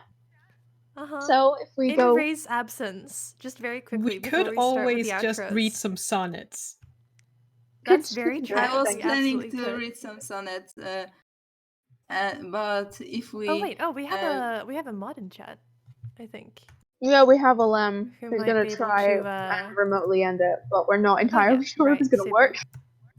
Lem But- is going to try and stop us. But can he? Who bounced Lovely, after while was lovely. gone? But maybe Akane? let's Wonderful. outro the Disaster. play. Let's outro the play, and then we Yeah. can see what Yeah. happens and do whatever afterwards. So, Yeah, that seems good. thank you for watching. And Yeah. Arcane, who did you play? Yes.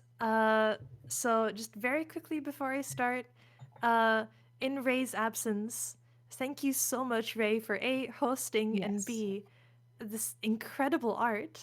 Thank It's you just been so up on your much. screens. So- You're not for the here, but world to maybe view. one day you'll watch this back and then you'll see it. Uh-huh. It's Yeah, amazing. We all Absolutely appreciate it brilliant. and love it. It is absolutely stunning. Beautiful.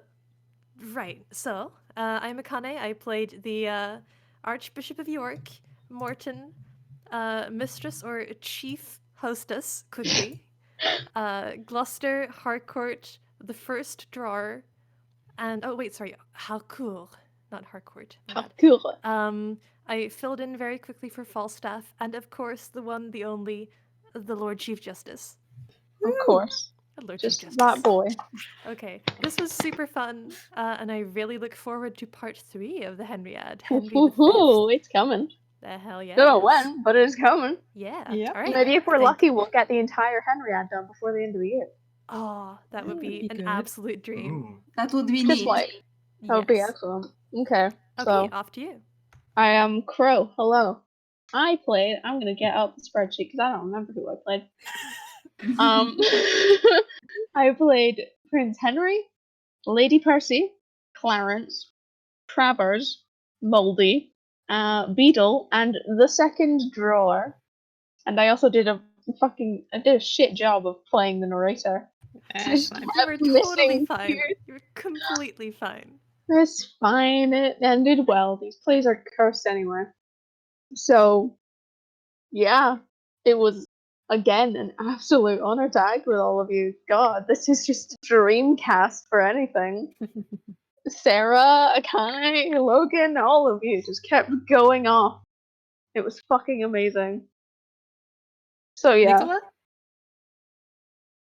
Well, I have a spreadsheet open too, so I will read from the spreadsheet. I was playing Pistol, Silence, Daughter Sheet, whose voice hurts me, but I love it. It's fantastic. Oh. It's so good. Yep, It was an so honor fun. to be your Porter, companion. Epilogue, which was read by, which was spoken by a dancer, Snare, with a snare drum sound from my keyboard that I have near me, and Second Groom, who said one line. And since we seem to be missing a Logan, then Oh, I'm here. no, we're You're not there? missing Okay. Logan. I am I'm Logan. I played Falstaff. I played Westmoreland, Bardolph, Colville, Servant, Messenger, and Wart. And very briefly, the Chief Justice. Lord Chief Justice. and another person whose lines I accidentally stepped on. I stepped on my own lines at one point. Yeah. Amazing. Just That was amazing. I think it was Gower whose lines I accidentally stepped on. But Yeah, it's okay. oh my gosh, acting with y'all is so much fun. Y'all are amazing. A mood. so are you. Like, holy shit, I'm so glad we managed to all get back together. Yes. Almost all of us for part Yeah, 2. Wish. Poor Wish. Wish, if you're out there, I hope you get better soon, and I'm so sorry you couldn't be part of Yeah, this. a big F for Wish. Please join us for Big the F next for one. Wish. F's for Wish. You're amazing. F's in Wish. chat for Wish. F's in chat for Wish. Okay, Sarah. Hey, hello. I'm Sarah. I played King Henry IV Part 2 because I'm going to continue making the same dad joke until I die. Wait a minute. Northumberland, Peto, Davy, the page, the first groom, and Feeble. I don't really know what I can say that hasn't already been said, but you guys are all awesome. The acting was on point. I loved doing the acting thing with you guys, and this was a great hell of a lot of fun. Hell yeah. Who's next? Cillian. Yeah. Hi, I'm Cillian. I played Lord Bardolph. I played Warwick. I played Hastings. I played Mowbray. I played Gower. And I played Lady Northumberland and Bullcalf. And I mostly just messed around with my accents, and that was fun. Yeah, the most fun part of these plays. And Yeah. last but not least, It was great acting with y'all. Yeah, this was so much. Week goes on. Yeah, so, okay, first of all, to correct the record, I started this by advertising Francis. He has no lines, it turns out. Oh, That's a disappointment. that was a He's big here. disappointment. He's I thought he here had still. lines. Well, yeah, oh well. I'm sure he'll come back. I'm sure. Yeah, we can all press X again. Yeah, I also played Lancaster Shallow Rumour, who was like the embodiment of rumours, I guess. Poins, Fang, and Shadow. And yeah, it was so much fun. It was a particular honour to act with Shiloh. That's something I was Absolutely. looking absolutely, forward yeah. to. Yeah. She's over she's over in another room probably eating now, so Damn. Very I agree. good Shiloh. cat. Best The best actor in absolute this star. place. so good. I cannot believe we Absolutely. got her. Honestly, I like, know. She is just a perennial good girl. absolutely. She's so wonderful. Correct. Love her so much. Okay, so I think that's it for like outros and stuff. So trans rights. Follow Correct. Croakspeare on Twitch and Twitter. Trans Oh, big rights. trans rights. Trans rights is fun. Trans rights. And And a big I Lord guess Chief Justice as well. And big buy rights, because big some buy of the rights. What? Big buy rights. Big buy rights. Big pirates. Justice for Hong Kong. Yes. Yeah. yes. Lots of very important things. Lord Chief Justice for Hong Kong, even. Yeah. Lord Chief Justice for Hong Kong. Hold on, there was something else. What was I gonna NB say? rights. NB rights. All of the Nice. rights. So many rights, Just all except of for them, fascists. yeah. They don't get rights. I believe there is an official play in the works. We're going to be doing a non-Shakespeare comedy in terms of the actual Croakspeare show.